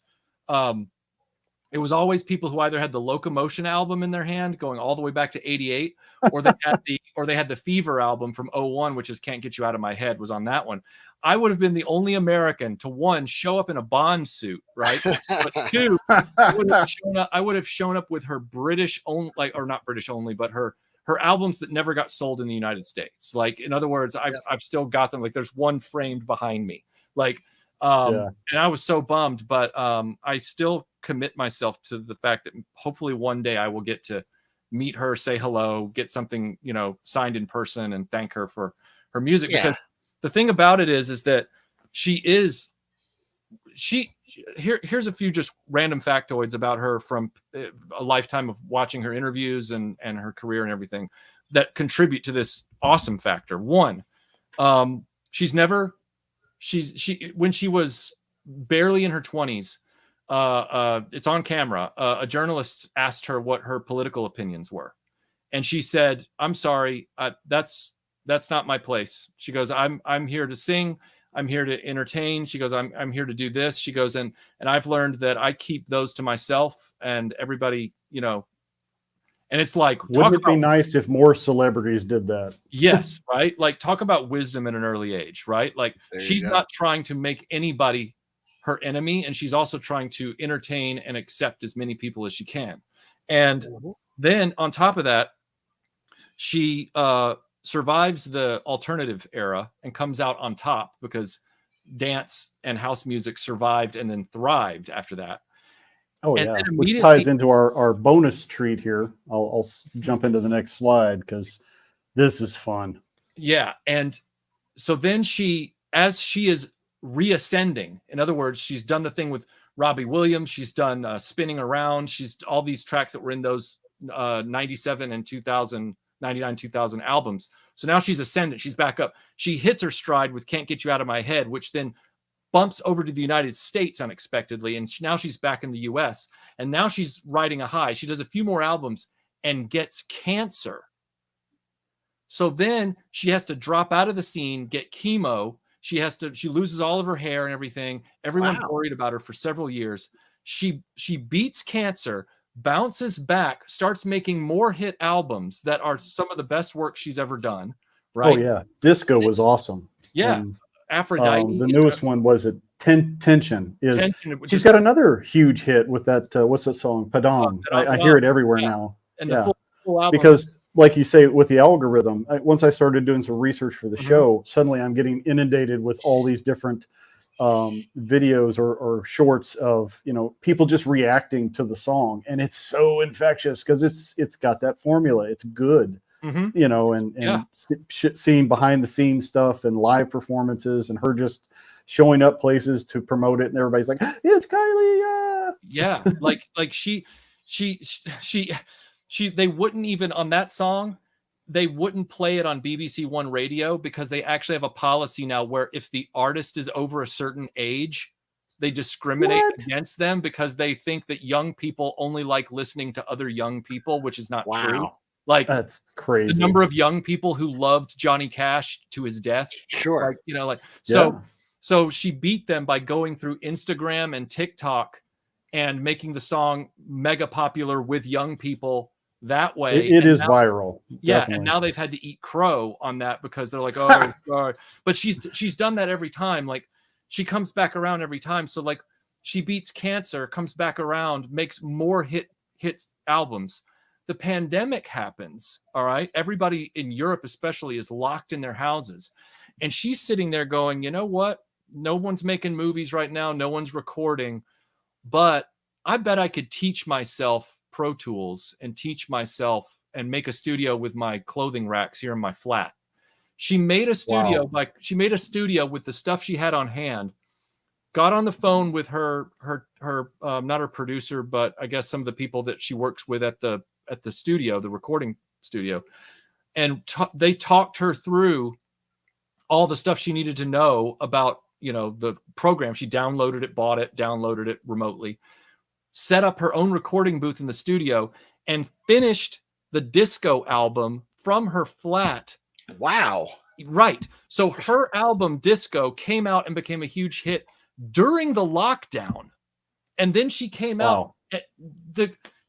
She is an absolute legend. And the only reason that people don't know is because she doesn't make a big deal out of it. And the last story I'll tell before we talk about this song is she was supposed to headline Glastonbury, which is one of the big music festivals in the UK every year. She was supposed to headline it when she got cancer. So she couldn't actually headline it. It was like one of her dreams to do Glastonbury, and she was knocked out of it. Well, years go by, and it was 2019. She was asked to come back to Glastonbury and do the Legend stage, which is Dolly did the Legend stage. They had Dolly Parton come to the Legend stage a few years ago. Kylie came and did the Legend stage at Glastonbury in 2019, and set the all-time record for the number of people in the audience. It was the biggest show they had, and it was the biggest audience ever for the Glastonbury Legend stage. Like, it was tremendous. Yeah. The footage of that show is electric. You see several generations. You see grandmother and mother and child. They're all Kylie fans. They're all loving her from different eras, and they're all giving her a standing ovation. When she walks out on that stage, the whole place just erupts. Yeah. Because they just love her. Yeah, they really do. And that's why I'm like, why couldn't I have been in New Jersey last year for that one day? And yes, that, so, you know, this is the one song where when I saw it, I mentioned it. I was so excited because I was like, this is the song I know. I absolutely know this song. And the reason I know this song is probably not something, but there is a movie called The World's End. Yes. And right. One of my all-time favorite movies. I watch it all the time. I actually own the digital version. I own the physical version. The soundtrack to that movie is also one of like a soundtrack that I could just listen to the entire thing from start to finish. And this song is on it. And even though I didn't like make the connection and know it was Kylie because I knew of her hits over the decades, but and then when I started watching RetroBlasting and it all kind of clicked. This is always one of those songs. And then when I saw it on your list, I was like, I'm not going to bring up my, stupid movie, stuff because Simon Pegg is fun. I love that movie, but a lot of people, when I mention it, they're like, "Oh, that movie." And I like the other two. That one, 4K. I love it. I was going to say like that one. Hot Fuzz. What's the zombie one he did? Those are all fun. They're not meant to be taken seriously. They're just silly. And this, the reason that I cheated and put this at the end was because, and I'm glad I did try and press the cheat because of Wilhelm's first question, which was, how did you get into music? How did you get into all this? You're staring at it right now. So Christmas of 1990, my dad has decided to take the family across the channel and spend some of Christmas vacation in Germany. And we are sitting in a hotel room that night in Munich, and I'm watching German MTV with my dad, and this music video comes on, and I was like, this song is awesome. I was like, I don't know who this singer is. This is the first time I've ever heard of this person. I gotta find this person's albums, and I didn't know how to pronounce it because the host was speaking German, and they only brought up the lower third once the song was over, and the song ends with that sort of white lower third with the drop shadow, and I was like, Kylie Minogue. I was like, okay, Minogue. And I was, so I get back to Surrey after we get back, and we lived in Weybridge, and so I walked down from the house to the Weybridge main high street, and I went into the W.H. Smith, which is their book and music store, and I picked up the cassette, which I have right here. This is the cassette I bought, and it's got that song on it, and that's what started me down this whole path of all this stuff. So that's where my music. And music is definitely emotional. When you're a stranger in a strange land, as anyone who's traveled has been at one time or another, whatever you can find that gives you that comfort, be it food or music or just something in the pop culture, it sticks with you. So I definitely get that. But this song has like different parts to it, and they're all good, and they all transition into each other, and it's one of those songs that it's just a pleasure to listen to from start to end. Like I would say this and like The Pretender, like both the songs, like the beats that they hit and everything, like it's a song you're never going to pause it. You're going to listen to it throughout the end. Like this song was on, and I was in my driveway, and I waited for it to play through. So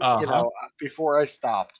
And then you're in for some cheeky fun when the double entendre with the word funk. They get a little funky. It's fun. She's not afraid to get a little naughty. I've had more than a few people when the song starts, including my mom, look at me and go, "What are they saying?" And I'm like, "Funk, F-U-N-K, funk."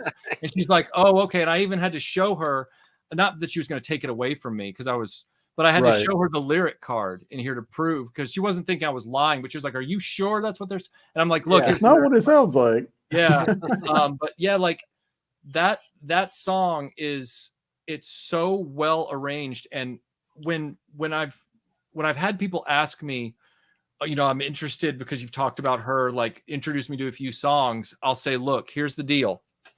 This album, Rhythm of Love, that this is on, which is how I got introduced to her, it came out after she had really gotten into that relationship with Michael Hutchence.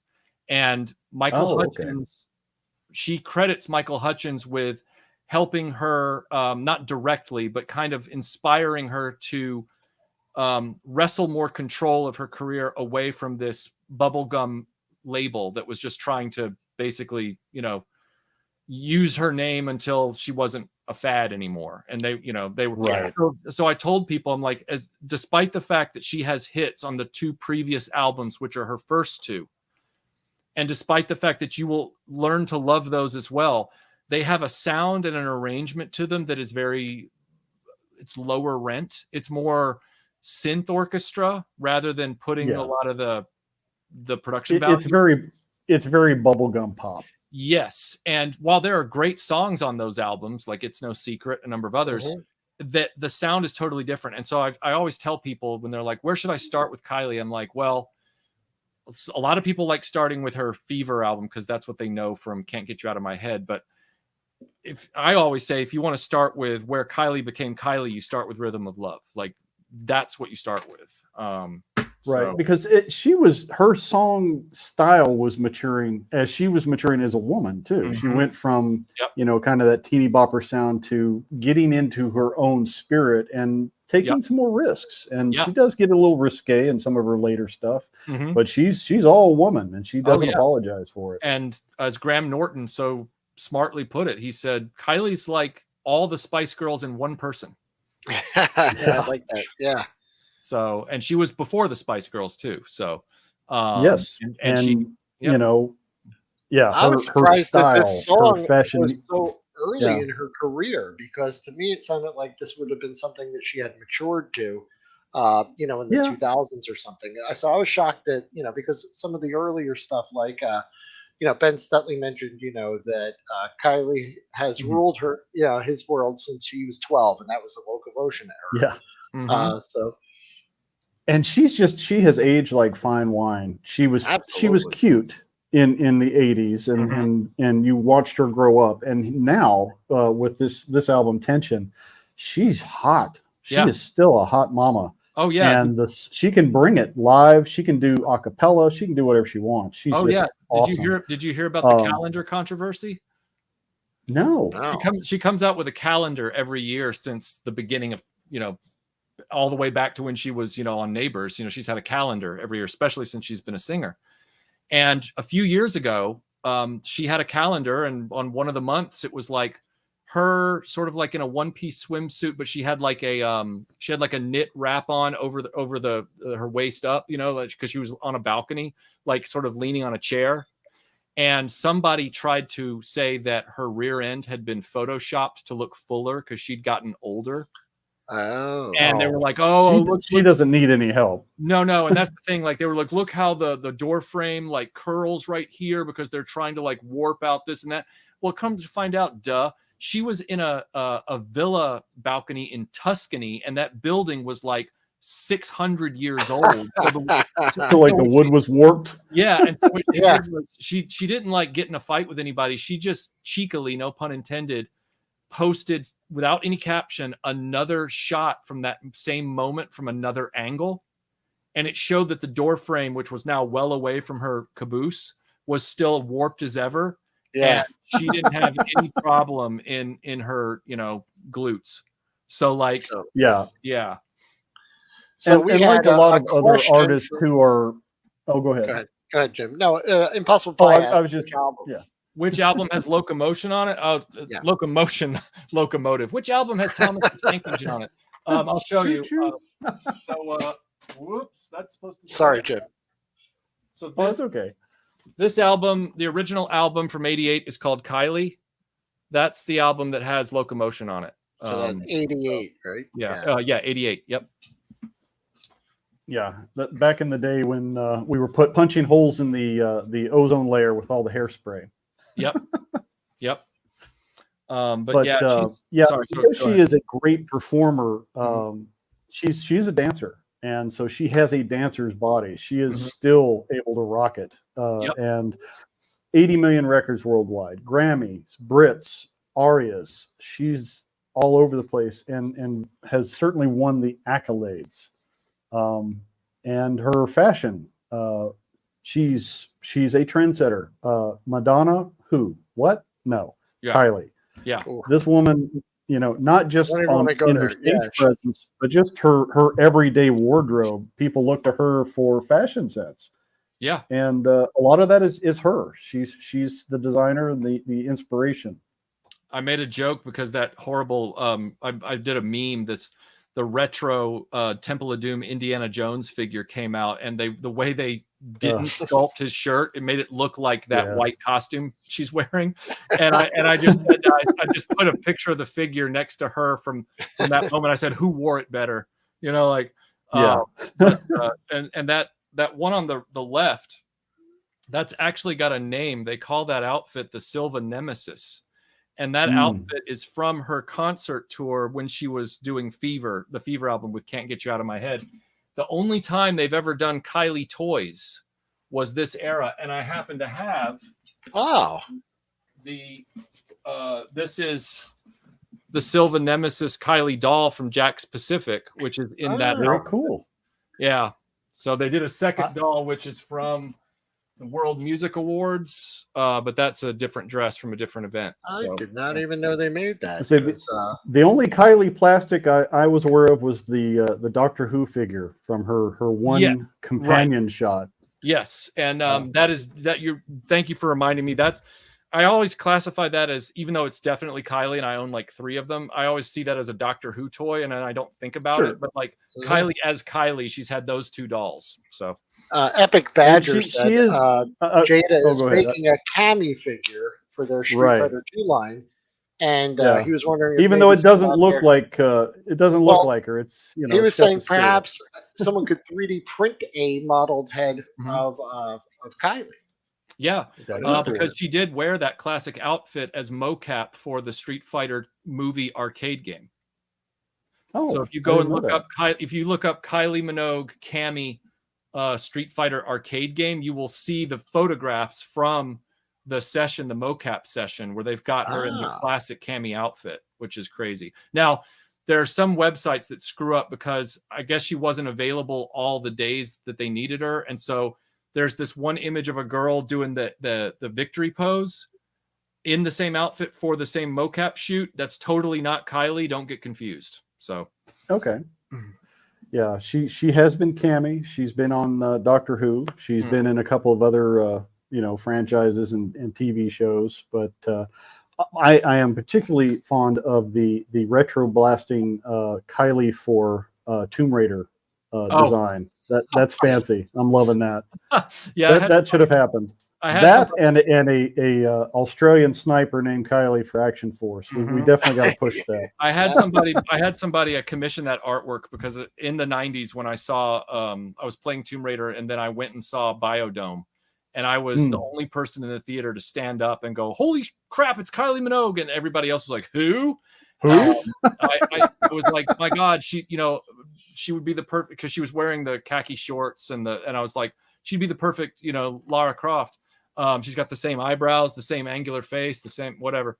And her acting chops, she could play Lara Croft. Oh, totally.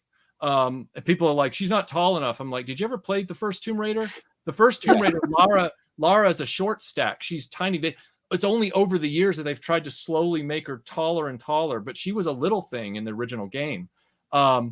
Impossible Pie, she did tour in the States when the American music airwaves would actually play her music, but now it's like they've ditched her again. So she's coming. She's thankfully, now this is what I've heard. Padam Padam has become a hit over here as well. And so there's possible that she might do some touring here. We hope. Our fingers are crossed. But she's doing a 12-week residency in Vegas starting in October. So I'm trying to figure out what the dates are there, and I'll only go if I know there's like a VIP backstage option, because otherwise, you know. So yeah, I hope you can make that happen. That would be awesome for you to get to see her It live really and would have be. an opportunity. Yeah. That would be so cool. She's just But, really, yeah. She's awesome. I love her fashion sense, and Mhm. not to be forgotten, she has been awarded by 2 countries. Yep. And she is Dame. She has the Order of Australia, and she also has the OBE, the Most Excellent Order of the British Empire, and well deserved for her humanitarian and just how would you even put it?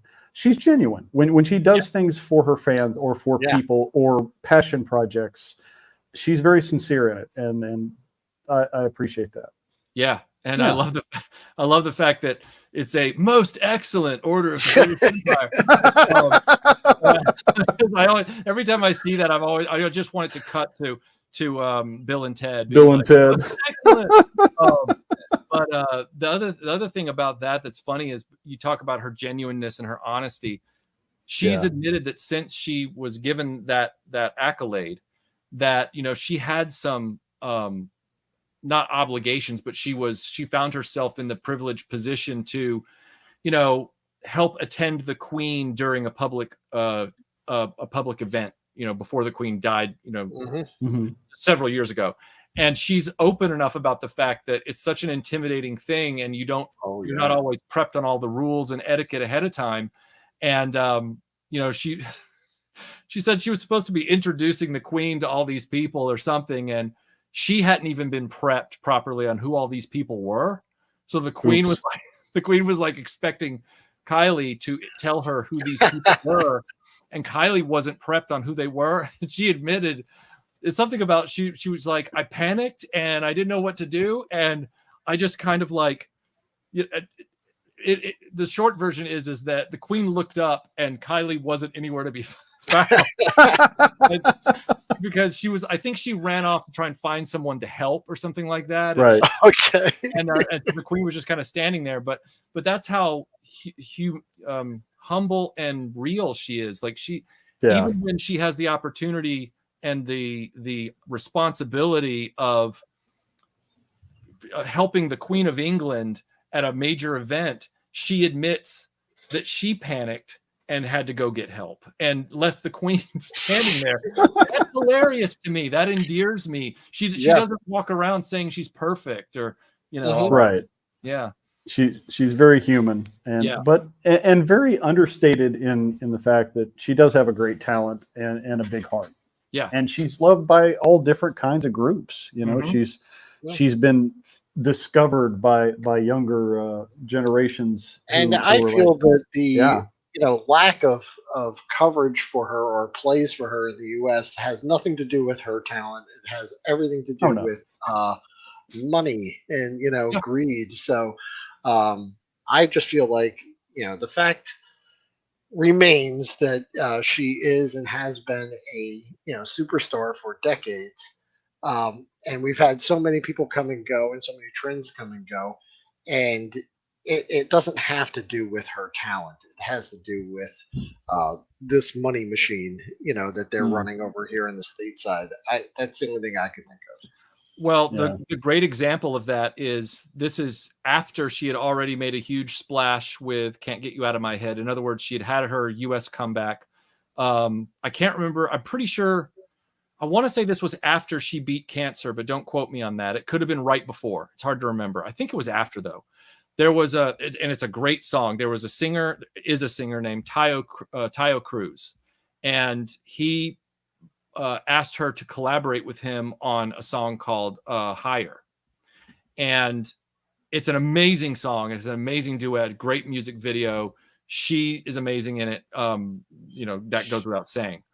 Well, Tayo Cruz's career at that time and his song were being picked up by the U.S.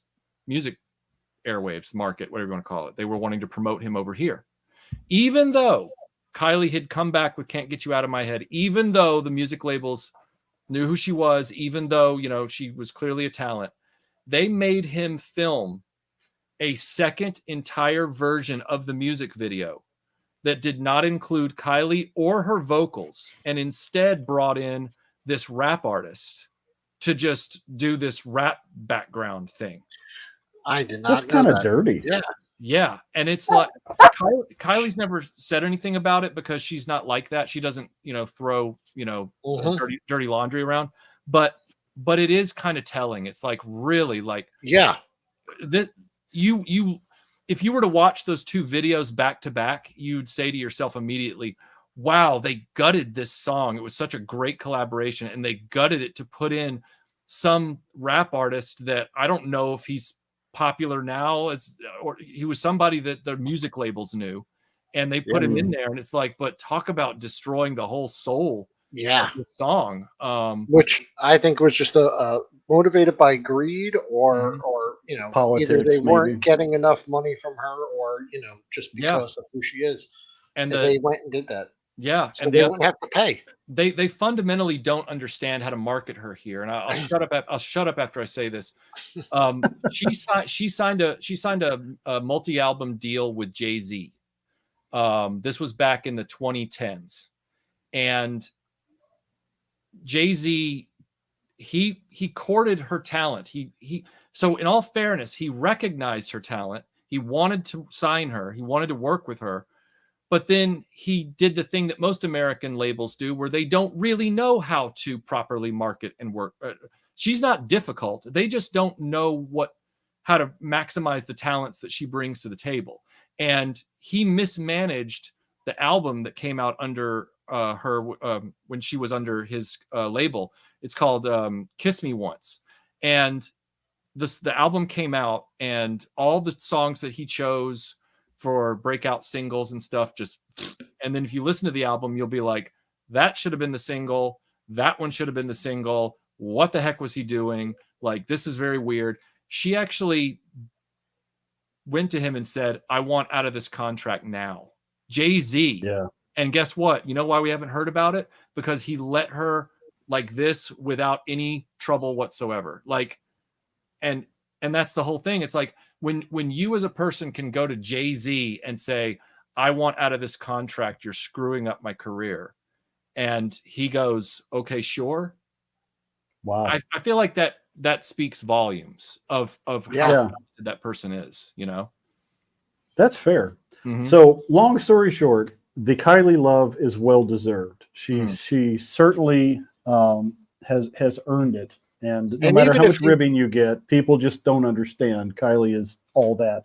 Yep. Actually, she's so immense that you probably like her and you don't even know it in many cases. That's true. Because you've heard it. And so we're almost at the 2-hour mark. Michael, I could talk to you all night, buddy. I know you got other stuff going on. I'm sorry Thank that you I'm for sorry bringing this. I know I no. I'm sorry. So not at all. You are one of the great conversationalists in the pop culture genre. So we always enjoy listening to what you even have to at say Joe Fest and just hanging out. Michael was standing there holding court there, and people were talking to him, and we were. It was his first Joe Fest, and he said, "Right." Did you get more than like 5 steps before you had to stop? He was moving. If you had a time lapse of the Joe Fest, like a bird's eye view, you would just see this little group around Michael, and it would slowly move as you saw all these other people moving around in like super fast motion. It would just slowly move because he started by the Valaverse booth, and by like the end of the night, he might have made it to like the back wall by like the stairs. I think he was by Ken's booth, and Bjorn asked, "Should I wait? I want to say hi to him." And I said, he's going to be there for a while. Let's just go ahead and walk around. We circled around a couple of times, and every time I said, see, he's still talking. He's still there. Yeah, I said, he's not going Yeah, anywhere. I mean, the trolls and naysayers, they only pick up on, well, he's always negative. It's like, dude, if you've ever really listened to Michael, he is just a genuinely nice guy. And he's cool to listen to. He's got tons of knowledge about fun things that we enjoy. Get over yourself. I always watch think RetroBlasting. it is that if you watch a video, it is a snapshot of like an opinion about a thing at one point in time. We're all humans, and we change our opinions. We talk. There's so much more to us, and unless you're having a two-way conversation, a video can polarize someone like, oh, and they start inferring things that you didn't say. You know, they start adding. I love the he fact, doesn't like, this. you could eviscerate the Thundercats and still be great friends with Lyle Convoy. Oh, That speaks volumes. Yeah. I'm happily working on redoing when I say redo, I'm not going to change my opinion or anything, but I'm happily working on revisiting Thundercats with him. You know, I'm watching all the episodes. I'm not going to say it's been the easiest thing for me to do, but better than Bionic 6. I think that's one of those logical fallacies people just succumb to, where they see one thing or an opinion on one thing, and then they just kind of extrapolate that he must feel this way about all these things, and it's like, no, I'm a human. I'm just giving my opinion on this one thing in this video titled this one thing. And then you're just making all these assumptions. It's okay to have discourse and disagreement. We can discuss something and not be friends on, or we can be friends, but not agree on whatever the thing is. There's some people who like Funko Pops. I just can't get behind that. But it's like, whatever, man. Yeah. It's I find it hilarious that there's this there's like the evidence. The evidence is very stark that, like, when somebody says, you're just negative all the time and you hate everything. And I sit back and I go, but if that was true, so, like, all right, you say I'm negative, I hate everything, I'm one of those guys. How on earth can this be my favorite singer? Right? I mean, how can you, those two things don't equate. It's like, you can't be the most negative person in the world if this is counted as one of, you know what I mean? Like it. Yeah. How would you enjoy such a positive vibe if that's not who you are? Right. Exactly. Yeah. I get it. Life is funny. And I was going to say also, it's not like Michael just throws things out there without preparing or, having some facts there too. I mean, when you, we'll just say you are ripping into something, it's not done out of hatred or emotion. It's just clear. Like you definitely take people down that path, but they still don't listen. No one reads, no one listens. They just hear what they want to hear. They catch a sound bite. Yeah. They start typing in the comments before you've even finished a sentence, and that's just, unfortunately, the world we live in. My buddy Nick from Action Pop Dad, he saw a clip that I posted on Patreon. It's a little bitty taste of this big Indiana Jones 5 review that I'm working on. And this video, if you've ever, I've always respected a guy named Mahler who does these really, really long movie reviews. Like, they're incredibly long. And he's very, like, he's the kind of movie cinema mind that I feel like I've always been, but I've just never done videos about movies. I went to film school. I did all the stuff, right? And I kind of like the critical drinker just because I like his humor, right? Yeah, who just was on Russell Brand's show. Yes, yeah, that was interesting. I've been watching him for years, and to see Russell Brand pick him up, and I was like, wow. Well, talk about having the Midas touch. But the thing about Mahler is that critical drinker knows how to really, like, dial in the main arguments he's got and then just hit you with them, right? Whereas Mahler's this guy, his live streams are called EFAPs, which is, it's a tongue-in-cheek pun. Yeah. What it stands for is every frame a pause, because what he's trying to do is say, this movie is so broken, I'm not going to be able to get through this scene without talking for another 15 minutes before we move on, because ladies and gentlemen, that is what I'm dealing with Dial of Destiny. I was going to say, in your Patreon message, you kind of said the exact same thing. Like, I can't even get past the... There's just so much to do before I could even get to that part.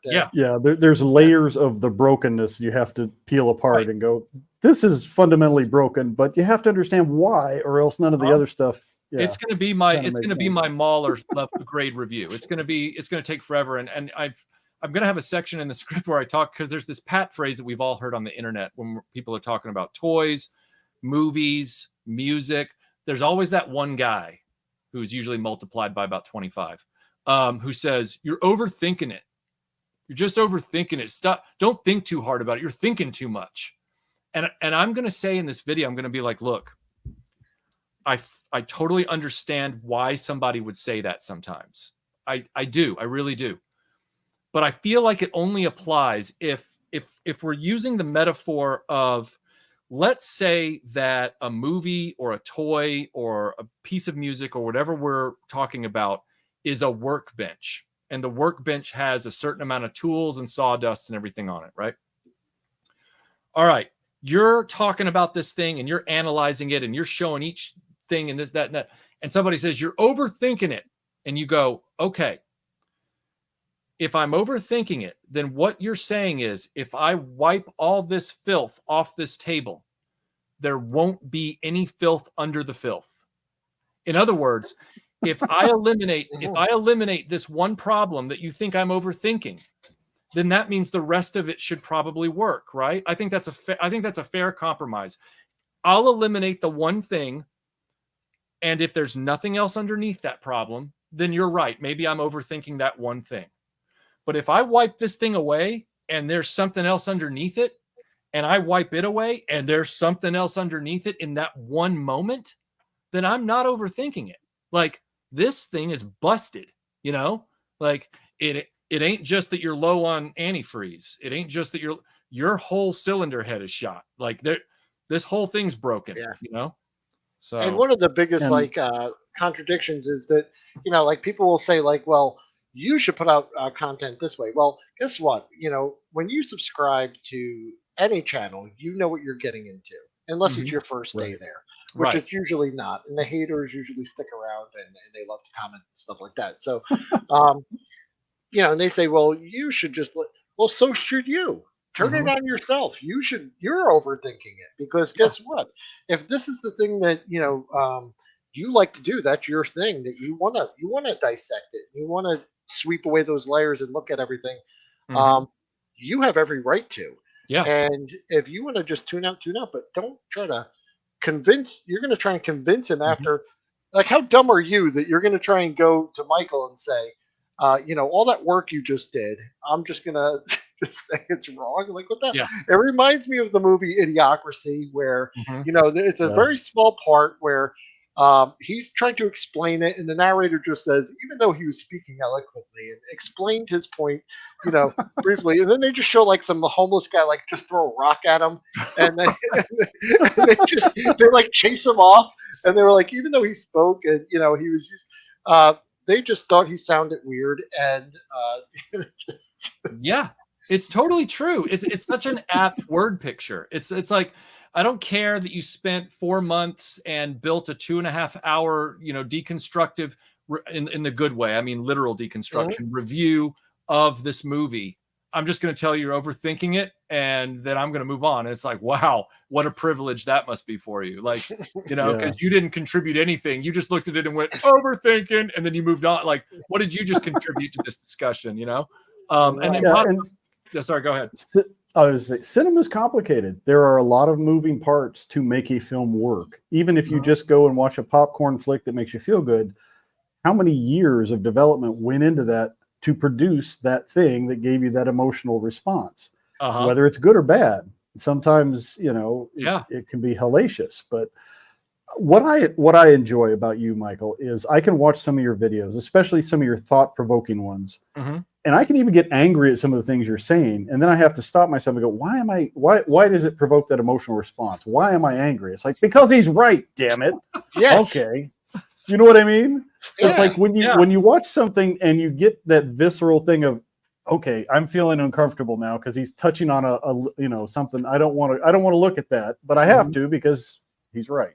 Okay, so inside intel. I'm just going to tell this story because I think it ties in what you just said, and it's also something I've never really revealed before. A few months ago, sometime last year, not around October, November, I had to have a like a video chat like this, but offline. It wasn't recorded. It wasn't live. It was private with Shartimus. And I'd never spoken to him before. I'd never interacted with him ever. And not really important about why we had to have it. I'll say that it wasn't because things were going well. I'll put it that way. And fair enough. So yeah, I found myself in this discussion that I didn't intend to be in, and whatever. But the funny part about it was that Shartimus said, he was like, you know, man, I went to your channel one time and I just thought, you know, this is several years ago, and I just thought, this guy is everything in the toy community that I don't want it to be about, and I don't like it. And I went, oh, okay, like, and I was unfazed, because it's like, you're not even the 1,000th person that's told me that. And I said, well, what exactly are you expecting from people who aren't you? In other words, why do you expect everybody to prioritize and be just like you in the space? Like, everybody has their own take, their own perspective, their own this, their own that. And I got into this whole thing where I was talking about how the really, really, really big channels, they tend to silo themselves. They tend to sort of isolate themselves in ivory towers, and they interact with each other, but they don't really interact with everybody else in the community. And we went back and forth on that for a little bit. And anyway, the point I'm getting to is, he said, I said, well, I said, you guys, you don't really interact with each other, you interact with each other. You don't interact with everybody else. And he goes, echo chamber. Yeah. And he said, well, what do you mean by that? What do you mean? And so I explained, you know, there's you guys over here doing this, but you're not like the video game groups which collaborate. You don't do this. And I'm looking at you, and you guys, you have these relationships with these people, and you say these things here, but then you go over here and on Patreon and you say the real thing. And I was connecting all these dots, and you could see him just kind of sitting there. And finally he just goes, dude, the way you talk. And I went, and he goes, and I kid you not, he goes, you're scary. And I went, and I was just kind of like, I was like, scary? Why? And he goes, because you go in deep, man. Like you really think about this stuff. And I went, yeah, we need to think about this stuff. And I said, for example, I said, Shart, I said, you don't like being called a shill. I said, you say that you press back against Hasbro. And I'm not saying this to rag on him. I'm saying because it proves the point that I was trying to make to him. Because he said, I said, you know, but you have issues with Hasbro and all that kind of stuff. And I said, but you've bought into every HasLab, even as you've agreed that they're overpriced. I said, why did you do that? And he didn't skip a beat. He didn't wait. He looked right at me and he went, I quote, he went, because I like toys. And I go, oh, well, I appreciate your honesty, but talk about like compartmentalizing the two issues. Like, you know, so his point was, you don't talk like anybody else that I hang around with in this community. Like you're very, very like, and you're scary and you're this and you're that, which I found kind of funny because I'm literally, because he calls himself punk rock. Right. And I said to him in that moment, I said, I think it's funny that the punk rock guy is calling the Kylie Minogue fan the scary one. I think that's really funny. But the whole thing was really eye-opening because it's all about the reason I told that long story was the way a person talks can completely determine, for better or worse, how another person even plugs in to that discussion. You know, it's not what they're saying, it's how they're saying it or something like that. And if you are an analytical person, you get it. If you're not, then it's a foreign language. Yeah, exactly. And I think people's reaction to that is sometimes like maybe just even an unconscious, like negative reaction to that. Like the way you're explaining, since I don't understand it, I'm rejecting it. I fear it. And other people take it as they like being challenged. I think it's funny, you know? my wife tears me a new one all the time. I think it's great. She tells me exactly how it is. I could live in a Yeah. delusional world, but she comes in and Mhm. with one sentence just cuts me down, and I go, all right, Yeah. I could. Yeah. It's like, what's the old proverb about iron sharpening iron? Yes. You need that. Yes. And that's something in the positive aspects of this community we see. Mhm. There are a lot of guys like yourself and Tony. You're not afraid to point out there are flaws with this. There's flaws with this system. This is broken. However, here are some good things about it. But overall, don't be a sucker. Right. Yeah. Just because you like a thing doesn't mean that the thing that is being presented is what you really want in your collection. Right. That's a fair argument. Yeah. Definitely. To answer Impossible Pie's question, we settled whatever. It wasn't even a thing that like he thought he was angry at me about something, even though we'd never spoken before. And I took a long time, as far as like, it was a long conversation, but we put that to rest before it was over. And I did tell him, I was like, man, I said, I really am disappointed that this is the first time we've ever interacted in the 11 years I've been online. I was like, this is, but it also proves my point that, some communities don't really cross paths very often within the toy community. They're not silos, but there are provinces, there are areas that don't really cross over. And I said, and on top of that, the whole thing that I asserted about certain channels being of a size where they don't really interact with the proletariat. They don't really, and I said, and that might have contributed to it as well, And they may not even mean to. It just happens organically because of how they've grown and the people they surround themselves with, if you will. Well, the funny part with that is that Shart was already pretty big when I got started. But a lot of those guys came up around the same time that I got started. So him not so much. He was already kind of established, but yeah, it's an interesting history in itself. There's a history of toy YouTube, whatever you want, chronicling or whatever it is. It has a legacy and a history. Impossible Pie, I wanted to answer this question for you real quick. Have you ever hated an artist, but over time their music has grown on you and now you enjoy listening to them? Yeah.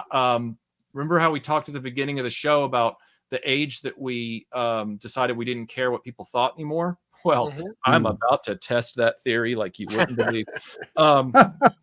I thought for a long time, because of what other people said and because it was the only song I heard, because that was their evidence for not liking this person. I thought that I didn't like Carly Rae Jepsen. And then I started hearing, because YouTube started throwing me her music on top of other stuff. And it was tracks I'd never heard before. And I was like, wow, Carly Rae Jepsen actually has a lot of really good stuff. And I don't hate the song that made her a meme, but everybody who was making fun of the song made her a negative. So that was another eye-opening moment for me to go, you know what? Give everybody a chance in the music space if you can, if you like that kind of stuff. If don't listen to the people making memes. Go check it out and see it for yourself. So Carly Rae Jepsen would be my answer to that.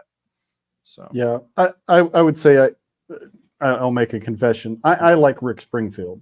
And my mom watched General Hospital. He was Dr. Noah Drake on General Hospital. And when I'd come home from school, I'd be subjected to that. Anyway, that's how I found out about him. And then I found out Working Class Dog came out. He's a good musician. And, he's never been, like, he's got a hell of a Star Wars collection. Yeah. So I took some this? flack for being a Springfield fan, but I don't apologize for it. I still like his stuff. Okay. My sister used to, dance around the room with the album cover. And, I think my brother caught her kissing it one day and she got in a lot of trouble. But she always had that on. And so, of course, as a kid, I was like, I hate Rick Springfield. It's my older sister's music. But yeah, it's not bad at all. Yeah. And, some of the album, the tape was in the car. I let it play. Yeah. I didn't take it out and bury it, just like, I should have. But around her, I would never admit it. But yeah, Mhm. she's a Right. sight. She went and like saw him in Orlando a couple of years ago Mhm. and like got to meet him and everything, and she was so happy. But yeah, Yeah, that So yeah. the when I did the video about the Spice Girls last year, that wasn't because I was like some Spice Girls super fan. I didn't hate them at all. Like I really didn't have a problem with them. I wasn't one of the Spice Girls haters. But I just started when I dug into the Galoob toy line because I went over to a toy store and they happened to have bought a doll collection and they were like, we bought it for these pieces, but we had to buy the whole collection. We yeah, don't know what we're going to do with these pieces. And I saw them in there and they were still in the boxes. And it reminded me of that when I worked at Toys R Us, because that was when I worked at Toys R Us. And I was like, oh, that's a video. That could be an interesting video. I'm going to go Mhm. research this. And I went off and the toy story of that was interesting. And then the preamble story to set up the Toy Story about the band itself was really interesting. And so when I put it all together and I put it out there, the number of people that came back to me saying, you know what? I'm not even in this area of music. I'm certainly not a doll collector. But damn if that wasn't an interesting bit of knowledge, like to learn all that. Like to, yeah. Yeah. and that was the whole point is So the story can be just as interesting, I would say that's probably Absolutely. the time. I said late teens, early adulthood was when, but I do. It was the Spice Girls. My Mhm. brother Michael, he's my older brother. I talk about him all the time. You know, Mhm. best big brother anyone could ever have. But I remember one time we were all hanging out, and on the radio, the Spice Girls came on, and everyone was like, "Yeah, shut that off," you know, Mhm. and he just turned it on, and they were like, "You're going to listen to this?" And he went, "Yeah, I like it." And like he just stood up to everyone, and he's sitting there going, you know, singing along to it, and he's like, "I listen to this at work all the time. I love it." Yeah. And everyone just kind of went, "Oh, okay," and then it was okay to play, and I was like, "Oh, so you could just like something and Uh-huh. not give a shit about what everyone else thinks? That's great." But You know? on the other side of that, it's like what we do with our AF3 show with Action Force. We called it AF3 Explore the Lore. We like Uh-huh. looking at the backstory. It's like Yeah. when I watch a film, part of the reason I will buy a film is because I want to see the director's notes and I want to see the behind the scenes stuff talking about making the thing I like. Right. That's interesting to me. You know, I love folklore. I love those kind of things. And Mhm. you do that well with a lot of the things that you are passionate about. You're like, the thing you like, you like. Yeah. Why do you like it? Well, here's the artist behind it. Here's the guy that wrote the thing. Here's the guy that had the Mhm. inspiration. I love that kind of stuff. Yeah. And you do that well. You Oh, and Tony. thank you. I appreciate that. Yeah, it was funny when I did the recent video about that Last Crusade Lego tank. The number of people that, and I was really happy about these comments that came back because it meant that people understood. It gave me hope that people actually do watch stories and consume content for the right reasons. And a lot of comments were coming back saying about all the stuff around the tank. In other words, the personal experience as a child, and then the Jeremy giving me a piece of the tank, and they were talking about all of that stuff. And I was like, wow, that's great to know that people are actually getting something out of the whole experience. They're not just there to be like, just talk to me about the bricks, like they, Yeah, there's that crowd too. But man, I like I said, I could talk to you all night on all kinds of subjects. We've had you for 2 hours. I know you got other stuff going on. Mhm. Thank you for your time. Thank You're you for hanging out with us. We totally enjoy hanging with you. You are welcome anytime. Thank you. I will also extend the invitation to your lovely wife, Melinda, because I know she has a Oh, very that would interesting be a music fun taste one. as well. Yeah, So that would be. if she has the time and inclination, she's welcome. I will let her know. She may even be, if she's not editing, she may have watched some of this right now, but I will let her know because she loves to talk music. So that would be a lot of fun for her for sure. Yeah. Cool. I'll try and convince Well, her, you should go do this. You should do this. That would be super fun. Mhm. And anything you want to promote coming up with RetroBlasting? No, just everybody cross their fingers that I can get this script in at under 55 pages before it's over, and that I I'm can get sorry it about done and have it up for August 1 or something like that, Man. because it's not going to make it. It's not going to make it to the runway of July. It's going to be a big video. It's about Indy 5. It's a big review, and it it may make or break my channel. I don't know. I might. I was going to Yeah. comment, and I didn't get a chance to, so I'll just Yeah. comment now. Take all the time you need, because when it's done, it'll be worth it. Because I know you had mentioned that a lot of people are doing stuff like that already, or they're Mhm. coming out with it. But you know what? A lot of those reviews or critiques are a dime a dozen, Right. and are fueled by a completely different, I think, motive to Right. put the film out or Sure. to put the video out. So take all the time you need. Okay. Every Yeah. single frame, pause on every frame, or what was the saying? Every frame of pause.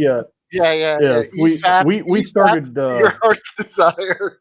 And, we started putting all this stuff together back in December of last year, so we're really new to this. I have a much deeper respect of what goes into developing content, because it's much more of a challenge, whether it be script writing, coming up with an initial idea, condensing something down into a 45-minute nugget of something when you've got 6 hours of stuff. It's like, that's not an easy task.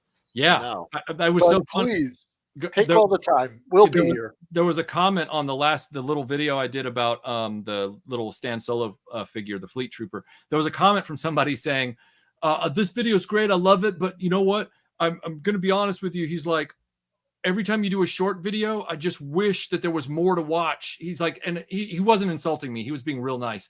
And he goes, I just love the longer videos. And I went, well, you're in for a ride. I said, because, I said, the next video is going to test everything you've just said. In other words, I'm about to test your stamina and durability and your patience with me and this channel. But he was like, bring it, just bring it, So it's going to be an interesting experiment for sure. It will be a treat for us, I'm sure, because generally my philosophy is keep it to about 45 minutes, because that's about as long as an attention span and about as long as my keister can handle being in the chair. It's like, I got to get up and move. This video is going to have a chapter list in the description with the links and everything, because I'm actually breaking it up with chapter headings in the script, because I know this is going to be something where people are going to have to watch, mark their spot, and come back and then start. It's going to be that exhaustive, and it has to be. Are we going old school? Will there be an intermission with music? It's not outside the realm of possibility once I know what the midpoint of the final script is. But the thing is that every time I tackle a section, I go, well, crap, there's more here than just saying this line was bad. There's more. Every time I wipe away one problem and describe that problem, I'm like, well, now I got to go over here in the same scene and talk about this issue. And then I've got to talk about the problem with this line. And it just shows how when you are a hired gun, whether you're the executive or the director or the writer on a franchise project, if you're not wrapped tight, you can break all of it, like all of it.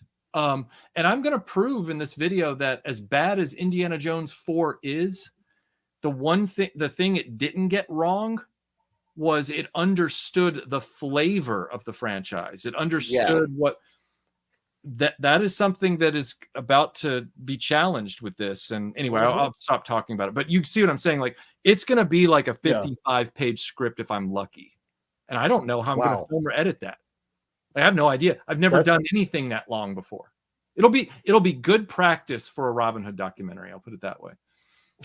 That's fair. Yeah. I'll ask one last question, because I don't know when I'll have another opportunity, and I genuinely want to know your film school pedigree, if you will. Is it more of a help or a hindrance for the type of content you're working on? I was the last. You understand what I mean by that? Yeah. I get you. I'm about to answer this like I write sections of Indy 5.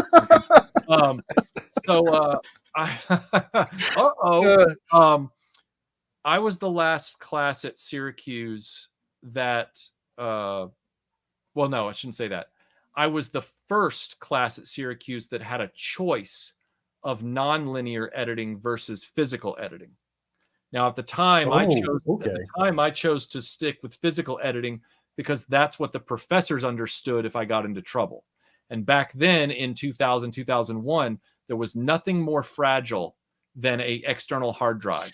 The number of people that lost their workflows and everything just walking it back to the locker was immense. You know, like these pieces of technology that we take for granted back 23 years ago, they were more fragile than, you know, Shia LaBeouf's ego. Like they were just they were ridiculous.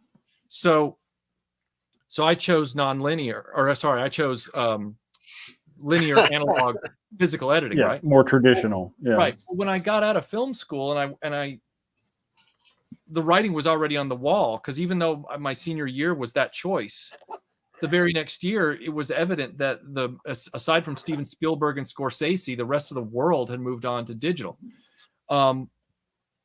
So when it comes to my YouTube channel, I had to learn nonlinear on Final Cut Pro, but I learned it because I was looking over the shoulder of a friend of mine at the time who had learned it as a credit in community college, and he just learned it as a tool. And as I was watching him, he was trained on the software. I had been trained in screenwriting, filmmaking, editing, theory, all that kind of stuff. And I knew an antiquated system of using literal tape. And so I'm sitting there watching him and I'm picking up on the keystrokes. And I almost felt like when Data asked Dr. Crusher to teach him how to dance, and she's trying to teach him how to dance, and he's finally like, can you just show me the final step? Like, just show me. And so he was like going real slow and stuff and editing this project with me. And I was like, finally at one point I was like, you're going too slow, move, I can do this. Like, and he was like, what? And suddenly I'm not a genius. It wasn't like that, but it was because I had the additional training and all I needed was to learn the new editing tool. I didn't need. Right. So I'm sitting. So there. you had the foundation by understanding the concept. Right. So exactly. Yeah. But the challenge with the YouTube channel, of course, was, okay, when I started on YouTube, everybody was limited to like a 10-minute video segment. It was 10 minutes, and like the max resolution was just becoming like 720p at that time. Like, so I was like, I guess I'll upload in 720, whatever, you know, that's fine. I missed the earliest years where it was like 480 or whatever it was, but I was watching at that time. But it was where it hindered me and helped me at the same time. The film background was knowing things like, I'm not going to put an action figure in a white box and just put my hands in the camera and just do that. No shade to anybody that does. Some people, that's what they want to do, and they're not really that invested in other aspects of production. That's fine. But for me, it was like, no, I want a script. I want to craft a story with details. I want to be able to convey those things with proper visuals. And I also need to find a way to take inert objects and activate the viewer's eye.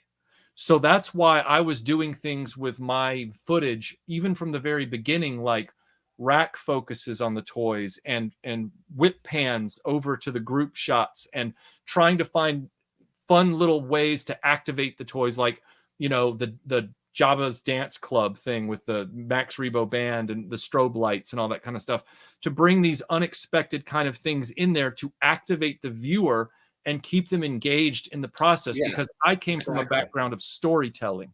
So when we would do things like the big laser tag video, I knew I wanted to have this bit where I wanted to remind people what they thought as children in their imagination laser tag would be like. So I got, you know, so it's like, we're going to do this where we're going to pretend. Melinda nailed it on that, by the way. Yeah, she really did a great job, right? So it was like, it was this whole thing of let's remind ourselves in this moment, which is a small moment in a broader video.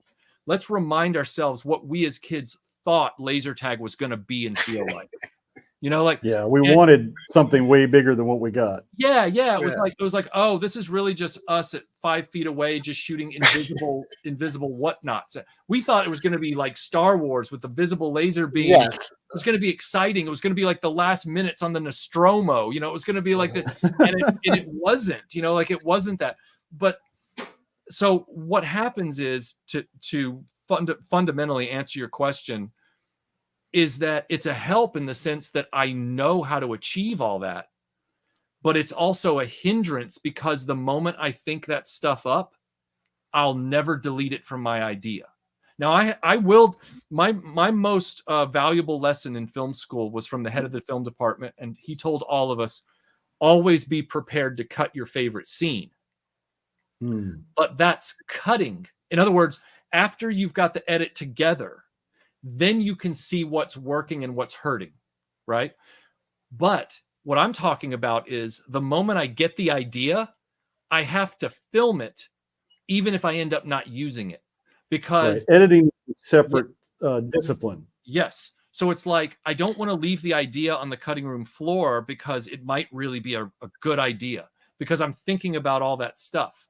The most recent video I did about the Fleet Trooper, there was all that stuff wasn't there. It was just going to be like me talking about the need for a Fleet Trooper when we were kids because we didn't have them, and the Stormtroopers and how good the figure looked. And I was going to bring in stuff about Joe Dickerson's 3D printed blockade runner and stuff like that. Yeah.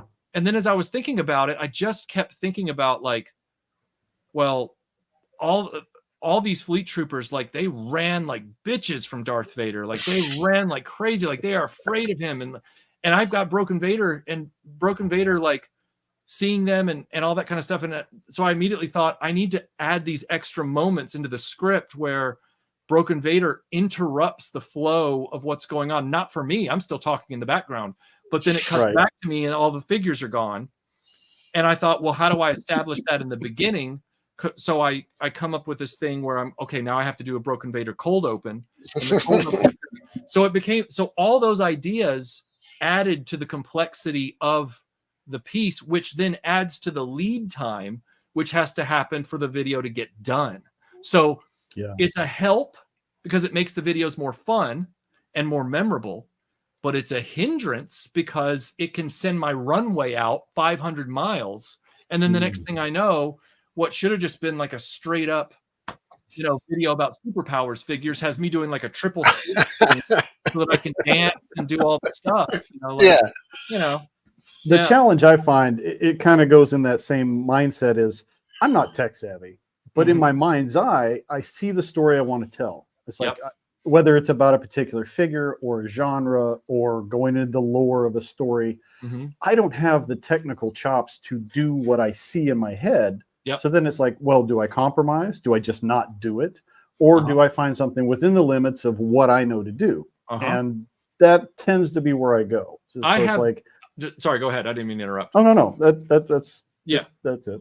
I have very little polished technical know-how in the same sense because I was literally trained analog. Like I was one of the last generations that was trained analog. Like 16 millimeter film in Aeroflex cameras and everything like that, and sync sound and all that kind of stuff, right?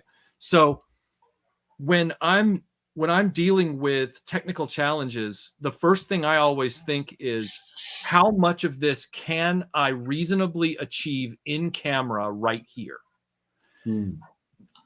Full secret, not secret, full reveal. Not a secret, it's an admission. It's an admission.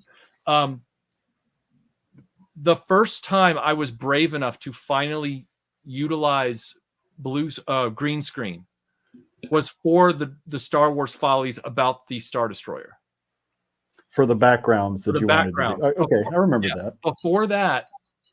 Before that, I shied away from all of it. I was quietly trying to learn how to use those tools in After Effects and Premiere, but I was shying away from it at the same time because it's like, here there be monsters. I have no idea what I'm doing, and I don't want to take the time because I don't want this video to be delayed, and I don't, like you're saying, right? So then I get into it, And I'm not going to lie to you and say, I got into it and I found out how easy it was. No. No. But what I'm saying is Yeah. that I committed myself to it because I did some test footage of the B-roll for the Star Destroyer with the figures on it and with some of the skit shots. And I knew that in my commentary was going to be the criticism that the Star Destroyer feels more like a pontoon boat because of the big empty sides on it. It just feels very empty. Right. And so I said to myself, okay, that's good that it has that observation. It's good I make that observation for the audience when they see it that way as a raw toy. But to sell my observations about the other aspects of it in the skits, I feel like I feel like the comedy is going to die a little bit if beyond the dominant background is just a gray area, because you're seeing right through the toy where all the figures are standing. I need to build atmosphere for the skits. So I need to stretch myself a little bit. So I got some green board, like poster board. It was very low rent. I wasn't trying to green screen a person. I just Right. went to Walmart and got some bright neon green board and set it up behind the camera, behind the toy, and lit it. And then that's when the real challenges started, because it was like, you can't always green screen and do blaster bolts and do all that without matting layers happening. You're going to have to cut this into layers, and then so that the bolts go the right places and don't get cut off by things. And you don't want a bolt going through a figure's head when it's supposed to be.